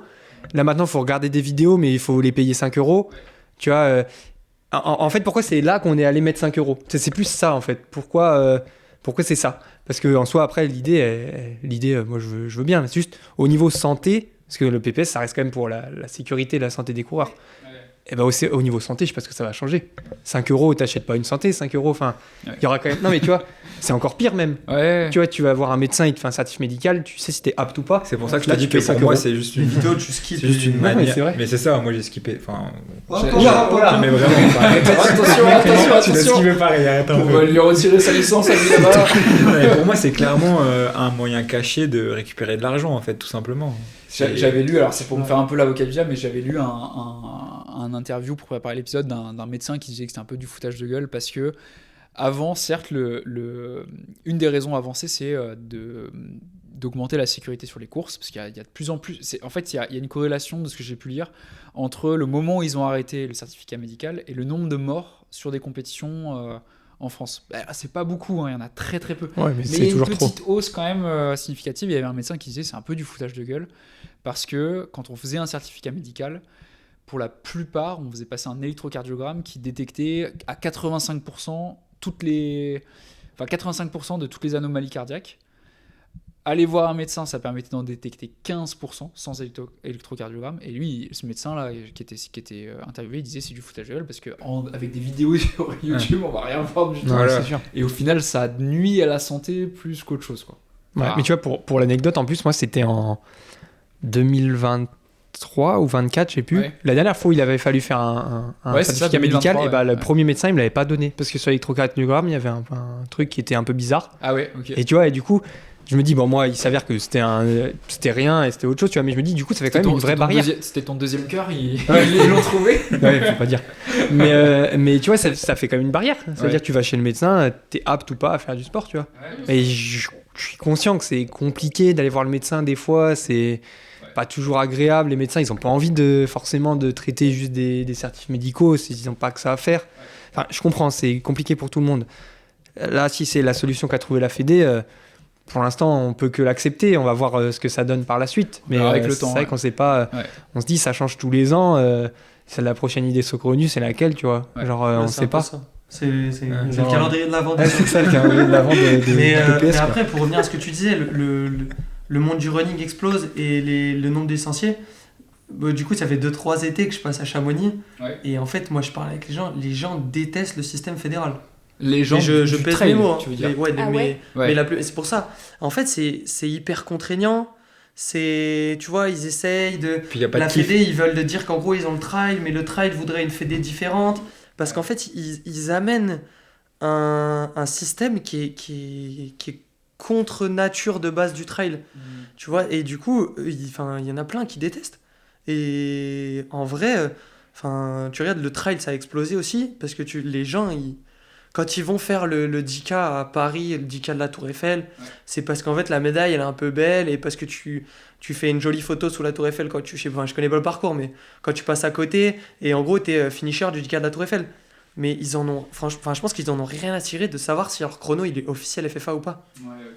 Tu vois, et en vrai, l'été, t'as dû l'interviewer, mais les gens du monde du trail détestent le système fédéral. Ouais, mais c'est un truc qu'on voit assez souvent. Et sachant que c'est quand même une grosse partie de la communauté running maintenant, mine de rien. Ouais. Alors, il y a plein de gens qui n'ont pas forcément accès, mais tu regardes toutes les courses, c'est hallucinant, les trucs UTMB, même tous les trails. Et je sais pas la part que ça représente, mais même si ça représente 20%, 30% de la communauté running française, en fait, t'as déjà un tiers des personnes qui détestent le système fédéral. Donc déjà, c'est un tiers des personnes qui prendront pas de licence fédérale. Alors, ils l'apprennent parce qu'ils veulent faire les championnats de France de course en montagne, de trail, et t'as pas le choix. Mais ils l'apprennent à contre-cœur. Ouais, enfin, moi qui vis à Annecy en ce moment et qui suis pas mal en contact entre les deux mondes, ouais. Voilà, qui suis entre les deux mondes, comme tu dis, oui, c'est vrai qu'il y a plein de trailers où quand je leur demande à quel club ils sont licenciés, ils me disent bah pas de club, pourquoi faire, j'en ai pas besoin. Par contre, oui, dès qu'ils veulent aller faire un bout de cross, un bout de piste et tout, ça les fait un peu chier de devoir prendre une licence. Mais après, ça se trouve, en plus, j'ai l'impression que le trail est un milieu qui n'a pas forcément besoin, enfin, en tout cas, qui ne laisse pas sentir un besoin d'aide de la Fédé. Enfin, je serais curieux de savoir un petit peu. J'aimerais bien essayer de creuser un peu sur qu'est-ce que la Fédé pense de son implication dans le trail, qu'est-ce que veulent les trailers et quel est le point de vue des grands organisateurs de course à pied dans le monde du trail. Ce serait intéressant de voir un petit peu comment. Après les mondiaux de trail, la Fédé, ils sont très contents de dire que le trail, ça fait partie de la Fédé d'athlètes. Ah bah oui, bien sûr. On connaît la Fédé, ils veulent juste des médailles coûte que coûte. Donc là, ils ont tous fait des résultats de fous malades. Oui, ça, ils ont fait. Je pense que tu leur demandes maintenant un mec de la Fédé, il dit le trail, nous, on adore. Hein. Ouais, super. Bah oui. Mec, et après, quand tu leur parles de l'UTMB, je pense qu'ils sont là. C'est deux mondes différents, chacun fait son business. Ouais, c'est vrai. Ouais. Bah, par ça, big up la Fédé, hein, on vous adore. ouais, franchement, mais bien sûr, moi je vous adore. Hein. Mais moi, je prends ma licence et en vrai, je regrette. Enfin, moi, j'adore faire les crosses, même la piste et tout, tu vois, je le fais tout le temps. Mais c'est juste que. Parce que nous, on est un peu. En fait, je pense parce que nous, on est nés là-dedans. Enfin, je sais pas d'où tout le monde vient. Comme tu dis, nous, on est une niche. Mais oui, mais on est né là-dedans surtout. Oui. C'est-à-dire que toi, t'as connu l'athlète en commençant un stade avec une licence, avec un coach. Ouais, bien sûr. En fait, un mec, des gens random. Moi, je vois nos parents, tu vois, tu disais ton père. Mon père, il a été dans un club et chaque fois qu'il me dit putain, en vrai, tu payes 210 balles. Bon, bah, en fonction des clubs, oui, les coachs, ils envoient des plans, mais bon, c'est plus ou moins élaboré. Et en fait, en plus de ça, tu payes tes dossards pareil, quoi. C'est là où peut-être que en fait, il faudrait avoir des avantages. Des vrais avantages, ouais. D'être adhérent à la fédération. T'as pas d'avantage actuellement. Pas payer les chaussures, ce serait bien ça. Ouais. Non, mais ici, ils font des trucs avec Iron et tout, non? Avec Iron, je crois qu'on a moins 15%. Ouais, voilà. Non, mais c'est déjà. Ça, c'est pas mal. Mais c'est clair que sur des courses, là, je crois que le semi de Boulogne, je me souviens, il y a 2 ans, je m'étais inscrite, il y avait 2 € sur le dossard. Mais bon. Mais en fait, il faudrait un vrai prix. Ça paye le café d'avant-course, c'est déjà. Oui, mais il faudrait un vrai prix avantageux sur les dossards, en fait. Après, et là, ça serait. C'est le nouveau bureau, faut leur laisser le temps. Déjà, je trouve qu'ils sont quand même. Mais là, on sent que ça bouge. Ils veulent faire bouger des trucs, mais faut voir où ça mène, faut laisser le temps de voir où ça mène. Ouais, bien sûr. J'aimerais bien qu'on passe du coup au 3e sujet de l'épisode, qui est un sujet hyper actuel parce que c'est il y a vraiment pas longtemps. C'est un sujet dont on avait déjà un petit peu parlé sur le premier épisode, à savoir le dopage dans le monde de la course à pied. C'est un truc, moi j'aimerais bien qu'on n'en parle pas parce que ce serait cool de vivre dans un sport où il n'y a pas à en parler parce que tout simplement il ne se passe rien, mais malheureusement ce n'est pas la réalité. Il y a Ruth Chepngetich qui a été suspendue pour dopage et justement j'aimerais bien avoir un petit peu votre avis sur l'éternelle question de quand on se fait suspendre, quand on se fait attraper pour dopage, est-ce qu'on doit retirer l'ensemble de la carrière sportive d'une athlète ou non. Donc pour rappeler le contexte, Ruth Chepngetich, c'est une marathonienne kenyane de 31 ans qui a gagné le marathon de Chicago à 3 reprises, 2021, 2022, 2024. Elle est championne du monde de marathon à Doha en 2019 et elle a le record du monde du marathon en 2 heures, 9 minutes et 56 secondes. Je pense que vous vous en rappelez tous, c'est un chrono qui avait vraiment choqué le monde entier du running. Stratosphérique. C'était quand? Trop stratos. C'était en 2024. Okay. À côté même Kelvin Kiptoum, c'est rigolo. Ouais, c'est ça. C'est qu'il y avait le step. Mais du coup, c'est biaisé. Enfin, vas-y. Alors, donc, ça va être tout le sujet de la question. C'est que, du coup, elle a été suspendue pour dopage. Parce que l'Athletics Integrity Unit a annoncé qu'elle avait été testée positive à l'hydrochlorothiazide. Je prononce super mal, mais c'est un diurétique en gros qui n'est pas responsable de l'amélioration des performances, mais qui est utilisé pour masquer d'autres substances. Donc le fait de simplement avoir été testé positif à ça, ça ouvre la porte à des choses plus grosses et donc elle a été suspendue. Et donc elle a été détectée dans un échantillon du 14 mars 2025, donc après son record du monde, après toutes les compétitions qu'elle a faites. Et donc initialement elle devait être provisoirement suspendue, mais elle a accepté, elle a reconnu les faits, et donc elle a écopé d'une suspension officielle de 3 ans au lieu de 4. C'est un peu la remise de peine pour aveu et pour aveu direct. Et donc ces résultats depuis le 14 mars 2025 ont été annulés, mais tout ce qu'elle a fait avant, à savoir son record du monde, ses titres, n'ont pas été suspendus. Et donc il y a eu pas mal de réactions, il y a eu notamment Jimmy Gressier, qui est un habitué des réactions un peu à chaud sur Instagram en facecam qui hurle sur les mecs qui se dopent. Et lui, il avait proposé le fait qu'il estimait que tous les records des athlètes dopés devaient être effacés. Même s'ils ont eu lieu à une période qui était blanche clean, on va dire. Et donc il y a même Sébastien Coe, le président de World Athletics, qui a dit qu'il était frustré que le record du monde ne puisse pas être retiré parce que juridiquement, il faut qu'il y ait une preuve de dopage au moment de la performance qui peut... seule une preuve de dopage au moment de la performance réalisée pourrait justifier le fait qu'on retire à l'athlète son record. Qu'est-ce que vous en pensez, vous, de toute cette histoire ? Est-ce que vous trouvez ça normal qu'on ne lui retire pas ? Ou alors est-ce que ça vous choque qu'on lui laisse son palmarès ? Vous en pensez quoi un peu ? Si on compare dans le vélo, ceux qui se font prendre pour dopage, par exemple ceux qui ont gagné les Tours de France qui se sont fait pris pour dopage, c'était pas au moment de la gagne. Et ils ont bien perdu leur titre du Tour de France. Donc ça devrait être pour moi la même chose. Et pour moi, je trouve ça hyper injuste qu'on garde... un record sur quelqu'un qui s'est fait prendre pour tricherie, quoi. Ouais. Donc je rejoins Jimmy Gressier sur cette question-là. Bon, après, là-dessus, on est d'accord. Je pense en fait, il faut voir deux choses. Faut voir la première chose qui est assez pragmatique et bête et méchante, c'est que pour ratifier un record du monde, il y a un contrôle antidopage. Elle a passé un contrôle antidopage, il était négatif. Donc elle est record woman du monde. Là-dessus, on peut rien dire. Elle a respecté les règles. Je mets des gros guillemets parce qu'on a très bien pu masquer des choses ou quoi. Donc là-dessus, on peut rien dire. Là où c'est plus embêtant, et là où je rejoins complètement ce que tout le monde dit, et je pense que le bon sens voudrait qu'on réfléchisse comme ça, c'est que du coup, est-ce qu'il faudrait pas changer quelque chose ailleurs ? Parce que du coup, maintenant qu'elle a été prise, on sait que potentiellement, elle était aussi dopée, mais potentiellement, elle ne l'était pas. Mais par contre, du coup... c'est pas au niveau des règles actuelles, elle a payé, elle est en train de payer pour ce qu'elle a fait, mais rétroactivement on peut rien lui reprocher parce qu'au moment des faits on peut pas prouver qu'il s'est passé quoi que ce soit. Après on sait jamais, peut-être dans le futur on va retomber sur des choses comme ça, mais par contre c'est sûr que c'est embêtant, surtout quand tu mets un record comme ça. Là il va falloir se lever très tôt aussi pour aller le chercher, quoi. C'est ça, c'est que je me rappelle que Jimmy dans un de ses lives avait dit mais quel message on envoie si jamais des chronos qui sont inatteignables le reste parce que c'était des dopés, ou alors qu'est-ce qu'on va penser de la prochaine qui le battra, parce que du coup ça jette l'opprobre sur toute une discipline, un investissement d'athlète. Le jour où il y aura une fille qui courra le marathon en 2,8, qu'est-ce qu'on dira, quoi. En fait, c'est pas éthique tout ça, et du coup là, juste on montre à tout le monde que c'est possible de le faire, alors qu'en fait, elle était juste dopée, et du coup les athlètes vont vouloir aller chercher encore plus, ils vont voir que c'est pas possible, du coup ça va inciter derrière le dopage, et en fait, moi je suis d'avis aussi de Jimmy, en fait, à partir du moment où tu t'es dopé une fois, on t'enlève tous tes records et on t'enlève tous tes titres. À un moment donné, tu respectes les règles du sport, et si t'es un bon sportif, tu te dopes pas, tout simplement. Ouais. Mais c'est un long sujet. Ouais, après c'est peut-être aussi compliqué parce que il y a un sujet évidemment de dopage au Kenya, dopage dans les pays kenyans, éthiopiens.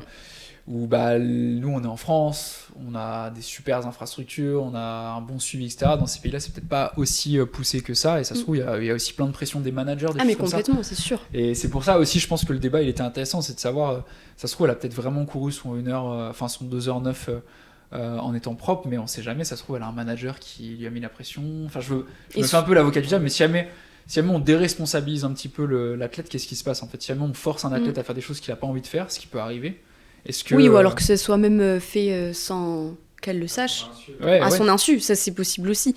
Mais du coup, go ouvrir une enquête derrière, quoi. Je sais pas, mais il faudrait qu'il y ait des instances qui s'occupent de ça profondément avec chaque cas, enfin du cas par cas, quoi. Okay. Mais après, c'est complexe en vrai. L'agence, l'AIU, qui est quand même une agence indépendante, elle fait quand même du gros boulot. Ah bah oui, pour le coup, depuis qu'ils sont là, ils ont fait du gros ménage. Ouais, mais c'est bien, tant mieux. Ouais, non, depuis qu'ils existent. Au Kenya. Ouais, bah même pas que au Kenya. Bah, malheureusement, il y a beaucoup de Kenyans et de Kenyanes, mais eux, ils font. Ouais, là, ils ont une mission, ils sont en train de vraiment l'accomplir, quoi. Vraiment. Mais pour revenir sur son cas particulier à elle, bah. C'est compliqué, parce que d'un côté, tu as envie de pas vraiment voir le mal partout et de te dire, bah écoute, si elle était clean au moment des faits, t'as le bénéfice du doute, c'est ça. Après, c'est sûr que si elle l'était pas, bah, comme on dit, c'est ça. Moi, ce qui me dérange le plus, en fait, c'est la perf. Juste la perf, elle est tellement inatteignable. Toi, t'as couru, tu sais ce que ça représente. Oui, mais déjà, moi, quand je courais avec les filles à Valence, qu'on fait 2h14, je me disais, mais attends, mais déjà, c'est des monstres. Mais sauf que elle leur donne même pas l'heure aux filles qui font 2h14. Ah bah oui, il y a 5 minutes d'écart. Et donc, c'est genre, je sais pas, je me dis, ça va faire comme sur 800, chez les femmes, où le record, il dure. Peut-être même que bol, on sait jamais, mais pour l'instant, il dure. Après le 800, le marathon. Non, mais tu vois, je sais pas, sur le 8, elle pourrait aller peut-être le chercher le record du monde, mais peut-être il y aura une autre féminine qui pourrait tenter. Mais si tu prends la base du record du monde 800 femmes, c'est qui l'a? Comment? C'est qui a le record du monde du 800 femmes? C'est-à-dire C'est qui a le record du monde? C'est qui c'est qui là? C'est la Russe. C'est en 1,53. Donc pareil, on est sur la même question de dopage. Oui, on est sur la même question. Tu vois, c'est une perf qui est là depuis. Et là, ça va faire pareil, du coup. Chez le marathon, là, pour l'instant, je vois pas. Donc, a priori, vous êtes tous unanimes sur le fait qu'il faut le retirer. Je serais curieux de savoir si jamais, parmi les auditeurs, il y en a qui justement défendent un truc de... Bah ok, qu'elle prenne 3 ans et peut-être même plus si jamais, pour ce qu'elle a fait, mais par contre qu'on ne touche pas à son palmarès. Je suis assez curieux de savoir, je pense qu'il y a des gens qui forcément partagent ça. Là, il y a zéro souplesse dans l'équipe, là. Personne zéro souplesse. En fait, ce qui est difficile, c'est que le record, moi je serais d'accord pour qu'il saute. Mais après, si tu fais sauter le record, ça veut dire que tu fais sauter ses victoires d'avant, tu fais sauter ses championnats du monde qui était en 2019. Mais c'est peut-être justement la dissuasion ultime de dire si je me fais choper, tout s'en va avec moi. Non, mais je sais pas. Mais au moins, ça sensibilise encore plus tout le monde de pas se doper. Ah oui, pour le coup, c'est pour le coup, derrière, vraiment, tu sais que derrière tous tes records, tout tombe, quoi. Et encore peut-être pas, parce que comme tu disais, Clem, au vélo, c'est déjà le cas. Et pourtant, ça fait longtemps qu'on n'a pas eu de scandale de dopage, mais ça se trouve. C'est peut-être pas suffisant au final. En fait, je pense que aussi il y a quand même quelque chose. Après, ça c'est mon avis propre et peut-être vous partagez pas, mais moi je laisse un peu. Enfin, je suis un peu plus souple avec tout ce qui est les pays de l'Afrique, un peu comme ça, parce que en fait, je pense qu'on court pas pour les mêmes raisons. C'est-à-dire que moi, j'ai écouté le podcast sur Jeff Pontier et il dit mais en fait en Afrique, tu vis genre avec 100 €, tu vis un mois entier avec 100 €. Donc c'est-à-dire que le mec il va à Marseille-Cassis. Il prend la win, il y a, je sais plus, 3500 ou 5000, je sais plus ce que c'est. Donc le mec prend 5000, il disait, en fait, avec 5000 €, tu vis pour toute ta famille pendant des années. Et je pense que c'est là la différence, et c'est là où moi je suis plus intransigeant avec les gens qui proviennent de pays développés, on va dire, parce qu'en fait, t'as pas d'excuse, tu vois. On met un Katir, un mec comme ça, l'Espagne, c'est un niveau, on va dire, comme la France, un niveau de vie. Tu veux pas. Les gens là-bas, ils le font aussi pour la survie. Tu vois, c'est-à-dire que si demain tu gagnes pas, en fait, t'es dans la pauvreté toute ta vie. Et du coup, c'est là où c'est compliqué. Mais déjà, je pense que vu qu'eux, ils font ça notamment pour l'argent, si tu demandes de rendre toutes les primes, là, sans même dire. Alors, bien sûr, tu vas enlever les titres. Enfin, tu peux enlever les titres, etc. parce que ça donne une mauvaise image. Mais en fait, est-ce que tu leur retires la prime qu'ils ont eue? Non. Elle, là, elle fait record du monde. Elle prend, je sais pas, c'est World Athletics, c'est quoi, 50 000 quand tu fais un record du monde? 100, je sais pas, même allez, 100 000, l'orga de la course. 100 000, l'orga de la course. Plus. Son manager et tout. Mais gros, là, elle s'en fout, elle est à l'abri pour jusqu'à la fin de sa vie. De toute façon, 31 ans, c'est fin de carrière. Là, mais non, mais genre là, même si elle a pris 200 000, elle est à l'abri jusqu'à la fin de sa vie. Par contre, tu lui dis, maintenant, cousine, il faut. Il faut rembourser.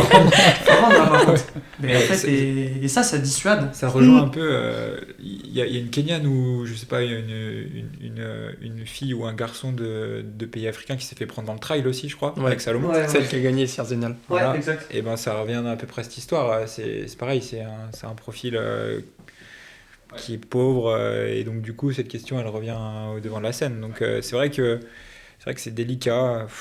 C'est difficile d'en discuter parce qu'on est dans une position de. Tu vois, enfin, de ouf. Mais bon, qui on est pour. Demain, t'es dans la rue, t'as toute ta famille qui. Tu fais quoi? T'en sais rien en fait. Mais moi, c'est pour ça que j'accable moins ces gens-là que des gens qui proviennent de pays développés. Ouais. Un mec comme Katir, il a aucune excuse, quoi. Enfin, clairement. Je sais pas, je connais pas sa vie. Hein. Ça se trouve, il a des galères monstres, on sait pas. Mais il dort pas à même le sol. Enfin, je caricature énormément, mais tu vois, il mange pas, c'est pas Dougali qui mange tous les midis, quoi. Le mec, il a des repas, tu vois. Et c'est là, moi, c'est plutôt ma vision de la chose parce qu'en fait, c'est sûr qu'on est toujours dégoûté parce que ça salit notre sport. Mais je pense quand même qu'on fait pas tous le sport pour les mêmes raisons. Mais de base, ils sont hyper talentueux. Enfin, elle peut pas courir 2h09 sans être talentueuse, tu vois. C'est impossible. Oui, bien sûr. Donc, c'est-à-dire que même si elle se dope pas, elle pourrait quand même vivre correctement, décemment, grâce aux primes qu'elle aura pu gagner dans ces courses-là. Ouais, mais donc en disant ça, tu banalises un peu le dopage, quand même, tu vois. Même si tu pars d'un niveau de vie qui est, et au final, tu joues un peu ta vie. Mais en faisant 2h09, elle a quand même un talent de ouf. Elle peut, je pense, tout de même vivre sans pour autant avoir recours au dopage, tu vois. Je suis d'accord, mais en fait, il y a un truc qui se passe. Regarde, tu peux faire la chose en France, ça sera inexcusable. Dans tous les cas, c'est inexcusable qu'elle a fait, je banalise pas, tu vois. Mais regarde, en France, maintenant, t'as beau faire les minima sur marathon, ils sont 6, 7, 8 à les avoir fait. Ouais. Mais sauf que le premier pas pris, alors oui, souvent, ils ont leurs sponsors privés et tout, mais demain, c'est des subventions qu'ils perdent. Parce que son sponsor, il va dire, t'as mis quand même de l'équipe de France, gna. Et du coup, Et sauf que là-bas, c'est x1000 en fait. Oui. Genre, tu regardes le 50e Kenyan du groupe, c'est le premier français de chez nous. Ouais, c'est vrai. Donc, en fait, je pense qu'il y a aussi ça, tu vois. Et je banalise pas du tout. C'est vrai que mon discours, il peut paraître un peu particulier. Mais c'est juste que, en fait, ils veulent se démarquer. Ouais. Ils veulent, tu vois, genre demain, ça se fera pas parce que si tu passes dans la story de Jimmy, t'es mort. mais tu vois ce que je veux dire, c'est qu'en fait, le mec qui est premier pas pris au monde de marathon, c'est trop mal vu en France, mais dans un autre pays, il peut se poser la question, je pense. Ouais. Non, je vois ce que tu veux dire. Et c'est là où c'est vraiment compliqué. Mais après, je pense aussi que j'ai ce discours-là parce que je suis pas confronté, j'ai entre guillemets un trop petit niveau pour, tu vois. Et pour le coup, je crois qu'il y avait une étude qui avait montré que c'est dans le monde amateur, plus chez les amateurs que chez les élites. Mais maintenant, je pense que ça s'est calmé. Je pense que ça s'est calmé parce que avant, c'est pareil, avant tu gagnais toutes les courses du coin en faisant 32 minutes au 10 bornes. Oui, c'est vrai. Mec, maintenant, c'est plus du dopage qu'il te faut. Pour courir 29, tu fais tous les 10 cas de Paris là. Ouais, les 4, tu fais pas moins de 29 à chaque fois, c'est mort. Ouais, t'es mort. Il te faut un peu plus que quelques doses, je pense, pour passer de 32 à moins de 29, tu vois. Ouais, c'est clair. Non mais franchement c'est un point de vue intéressant, tu vois, j'avais pas pensé à ça en préparant l'épisode. Mais en fait là-bas c'est la guerre de l'athlète, ils essayent tous de se sortir un peu en essayant de faire de la course à pied et ils essayent tous à un moment donné. Toi, tu connais un peu. Moi je me souviens vraiment, il y a pas une seule personne là-bas qui essaye pas de faire de la course à pied à un moment donné dans sa vie pour se dire je vais faire vivre ma famille. Ouais. Et du coup il y en a tous, ils essayent à un moment donné dans leur vie, pour se dire ok en vrai tout le monde court, pourquoi pas moi, tout le monde est fort, vas-y je tente quoi. Et vraiment là-bas c'est une dinguerie la quantité de Kenyans qui courent mais de partout tout le temps, H24 et en fait ils veulent tous essayer de gagner quelque chose, mais même un sponsor sans se dire je vais gagner un billet à la fin d'une course, mais même un sponsor ils ont des tenues pour toute la famille. Ouais. Enfin, c'est en vrai, je rejoins. Sans même de passer pro, tu vois. Oui, c'est ça. Moi, si je prends l'exemple des États-Unis, par exemple, il y a plein d'athlètes africains qui veulent partir aux États-Unis pour essayer de changer de vie et changer la vie de leur famille. Et moi, je prends mon exemple, dans mon université dans laquelle j'étais, j'avais 2 Kenyans, et dont un qui était stratosphérique, qui faisait 28-10 au 10K. Bon, bref, il était vraiment énorme, tu vois. Et lui, il a fait construire sa maison en étant étudiant dans l'université, parce qu'il pas que la bourse, il travaillait sur le campus, donc il gagnait de l'argent, et cet argent-là, il l'envoyait au pays, et il a fait construire sa maison, tu vois. Donc en fait, cette expérience de vie lui a permis, lui, d'avoir une maison pour sa famille, quoi. Donc en fait, et c'est qu'un statut d'étudiant athlète, tu vois. Donc, et on n'est pas sur des sommes dont les athlètes pro peuvent prétendre. Donc en fait, la question, elle se pose d'autant plus pour ces sommes-là, quoi. C'est un vaste débat. Hein. Ouais, vaste sujet. Non, mais c'est clair. C'est sûr. Mais sur ce truc-là, c'est sûr que pour en revenir au sujet initial, parce qu'en plus, Jimmy avait un peu dit la même chose sur les athlètes africains et tout, que lui, on a dit, il est très cash. On dirait qu'il y a un gars qui tombe dans la minute, il y a une story, il y a 10 stories même. Et c'est à l'ancienne sur Onyx où il y avait des croix rouges. C'était la victime, Jimmy Gracie a démarré un live qui dit il y a plein de petites, tu vois, 10 000 barres là. Qui c'est qui va tomber là? Mais tu vois, il disait la même chose, que c'était facile de juger. Ah, énorme, je te jure qu'il tombe. Et c'est vrai que nous, notre position est facile de juger, mais c'est vrai que c'est sûr ça. Ouais, je sais pas comment le dire autrement, mais c'est sûr ça fout la mort. Ouais, bien sûr. Ça fout la mort. C'est juste ça. T'es comme ça, tu te dis, il y a un monde où elle était dopée quand elle a fait son record et maintenant, pour aller le chercher, merci quoi. Ouais. C'est juste ça. Et aussi, ça enlève des médailles aux autres en fait. Et en vrai, ça c'est hyper triste. On se dit les 4e, 5e, 6e, enfin les 3 premiers, si sur les 3 il y en a 2 dopés. Moi je pense que ça enlève des déclics. Tu vois, il y a des gens, quand tu fais 4. Alors que t'aurais pu faire 3 si le mec était pas dopé, ça change, je pense que ça change des carrières. Tu vois. Vraiment. Dans ta tête, en fait, du coup, dans ta tête, quand, le jour où tu fais ta médaille, je pense que mine de rien, quand même, tu te dis, ok, j'en suis vraiment capable maintenant. Alors tant que tu l'as pas fait, tu te dis, ok, toi aussi, quoi. Quand t'avais fait le style, c'est un peu ce qui s'est passé. Après, mais après, derrière, t'as envie de changer de planète. Après, la course d'après, tu retombes vite. Ça te remet vite les pieds sur terre. Mais en fait, c'est sûr que, en vrai, c'est des choses que tu vis qu'une fois. Et en vrai, tu sais ce qu'il disait, je sais plus, Jimmy ou Hugo qui avait reçu des médailles genre après coup. Oui, ça n'a pas la même valeur. Aucune valeur. T'es pas monté sur le podium, même les émotions du jour J, tu les as pas eues, t'as rien eu. Il y avait un. J'avais bien. Décidément, on le cite, parce que. En fait, on le cite beaucoup, Jimmy, parce que. Il faut dire que c'est le principal concerné, vu que c'est l'un des seuls Français qui fait des médailles. Donc c'est un peu une bonne source d'information pour ça. Mais il y avait un moment, il avait expliqué aussi, il avait pris le temps de montrer le manque à gagner. Alors là, c'était purement financier. Là, il parlait de chiffres, il parlait du côté pro, mais il y avait je ne sais plus quel athlète qui avait été suspendu pour dopage, et il avait retracé, en fait, remonté le manque à gagner à cause de ce gars, de tout l'argent qu'il n'avait pas touché, et la somme elle était énorme en fait. C'était, je vais peut-être dire, c'était pas aux alentours des 30 000 non j'avais en tête 20 000 moi, mais un truc comme ça. Ouais, mais ça je trouve que c'est bien, parce que les gens ils voient que le côté le bout de métal. Mais mec, le bout de métal. C'est important, mais. Ce que je veux dire, c'est qu'en fait. Crosse à la saucisse de la loi, crosse à la saucisse de. Non, mais je les ai mises à côté, mais elles ont pas la même valeur, tu vois. C'est un bout de. Ça veut rien dire. Mais par contre, les émotions, comme dit Baptiste, c'est des choses que tu vis qu'une fois. Puis les sous, au final, les sous en vrai. Les sous, c'est sûr que ça. La Kenyan qui a fini 4ème, elle aurait bien aimé finir 3ème, peut-être, tu vois. Enfin, j'ai pas le classement de Chicago en tête, mais. C'est clair. Tu vois, ça peut. Vaste sujet. Ça c'est clair. Bon, on en entendra encore forcément parler, parce que c'est pas prêt de s'arrêter. Et au contraire, plus c'est un peu paradoxal, mais plus on entend parler, plus c'est bon signe, parce que ça veut dire que ça marche. Ça bouge. l'AIU vraiment. Voilà. Un rouleau compresseur. Vive l'AIU quoi. J'espère qu'ils ont eu le 13e et le 14e mois. C'est un truc de fou.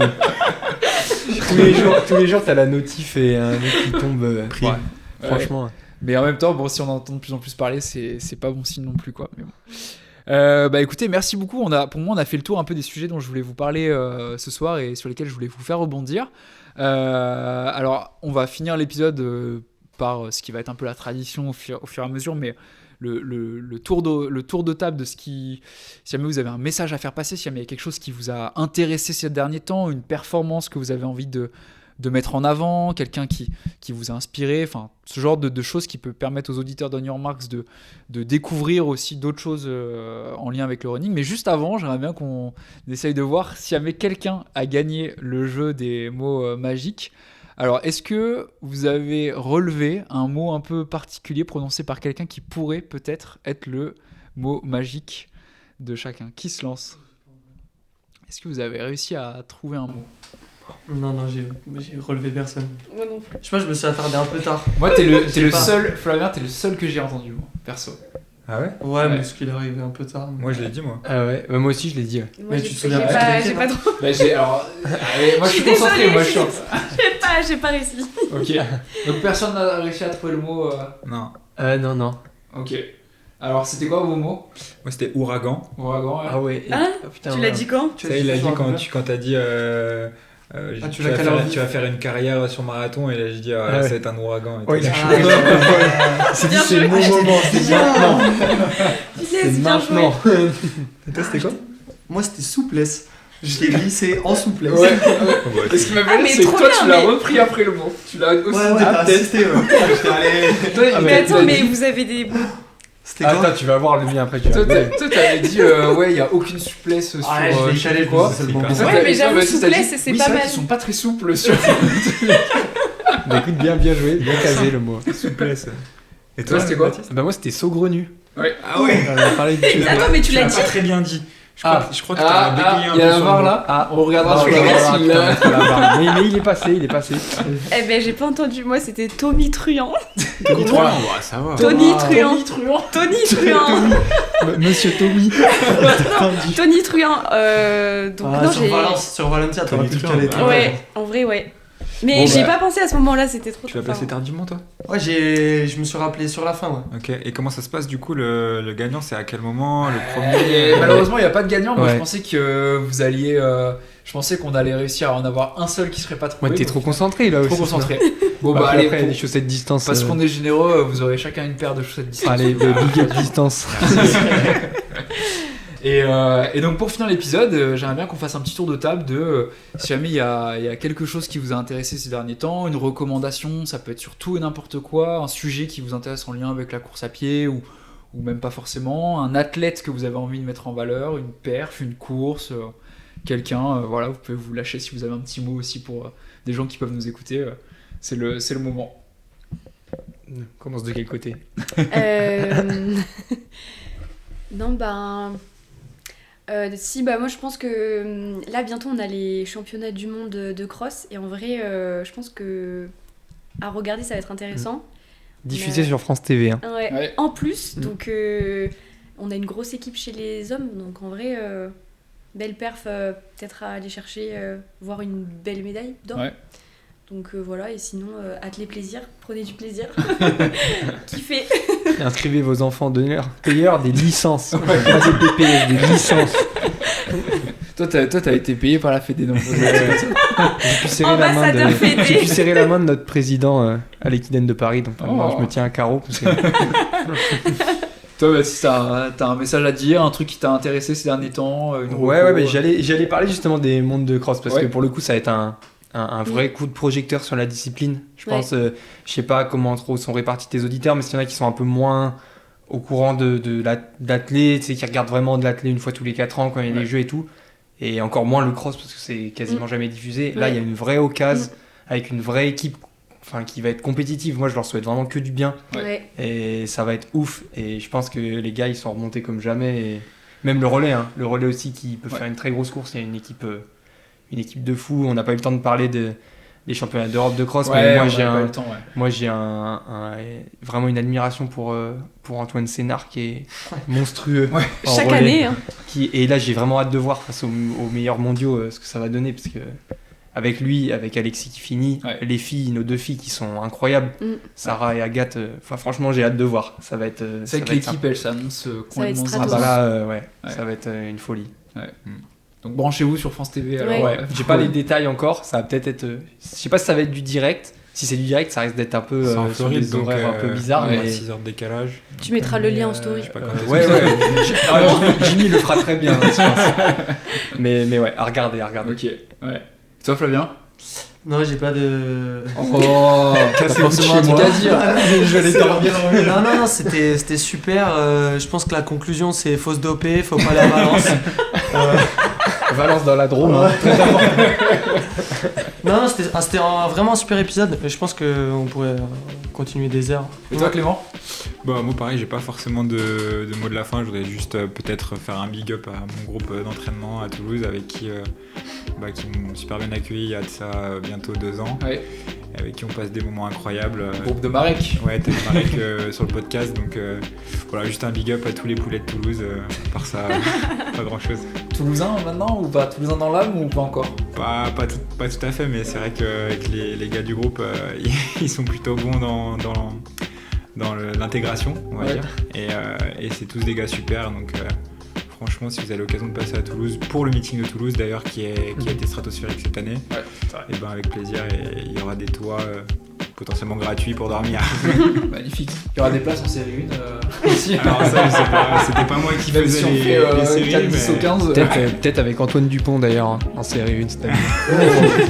Du 1500 mètres. Hein. C'est incroyable ça. Juste. Non, mais trop cool. Bah, merci à vous 4 d'avoir joué le jeu pour ce nouvel épisode. J'espère que vous avez passé un bon moment. C'était cool, ça vous a plu, ouais. Mais big up aux pizzas aussi. Hein. Ah bah. Super. Franchement, Merci Napoli Gang. c'était carré. Non, bah trop cool. Bah écoutez, merci beaucoup d'avoir participé au 2e épisode de Running Vibes. J'espère que ça va plaire aux éditeurs. J'espère que ça va amener à faire d'autres épisodes avec d'autres sujets, d'autres personnalités. Aujourd'hui, on a encore un petit peu mixé les profils. J'espère vraiment continuer ce format. Donc là, c'est plus un message pour tous ceux et toutes celles qui nous écoutent. Mais si jamais vous avez aimé cet épisode et que vous avez des idées de sujets, que vous avez envie qu'il y en ait plus, que vous avez des idées pour améliorer un peu le format, n'hésitez pas. Hyper preneur de tout ça. On teste de nouvelles choses à chaque fois. On essaie d'avoir des bons invités, des bonnes questions. Il y aura des choses aussi qui vont arriver au fur et à mesure. Mais en tout cas, merci encore à vous 4 d'avoir participé. Bon courage pour vos différentes courses, voyages, stages, objectifs, voilà. Et puis au plaisir de se revoir soit sur les compétitions, soit sur Run Your Marks ou ailleurs pour prendre une bonne pizza à Lyon. Merci Mathis. Merci Mathis. Et vive la Fédé. Il se rattrape. Il lâche pas. Bon bah voilà. Il a des actions.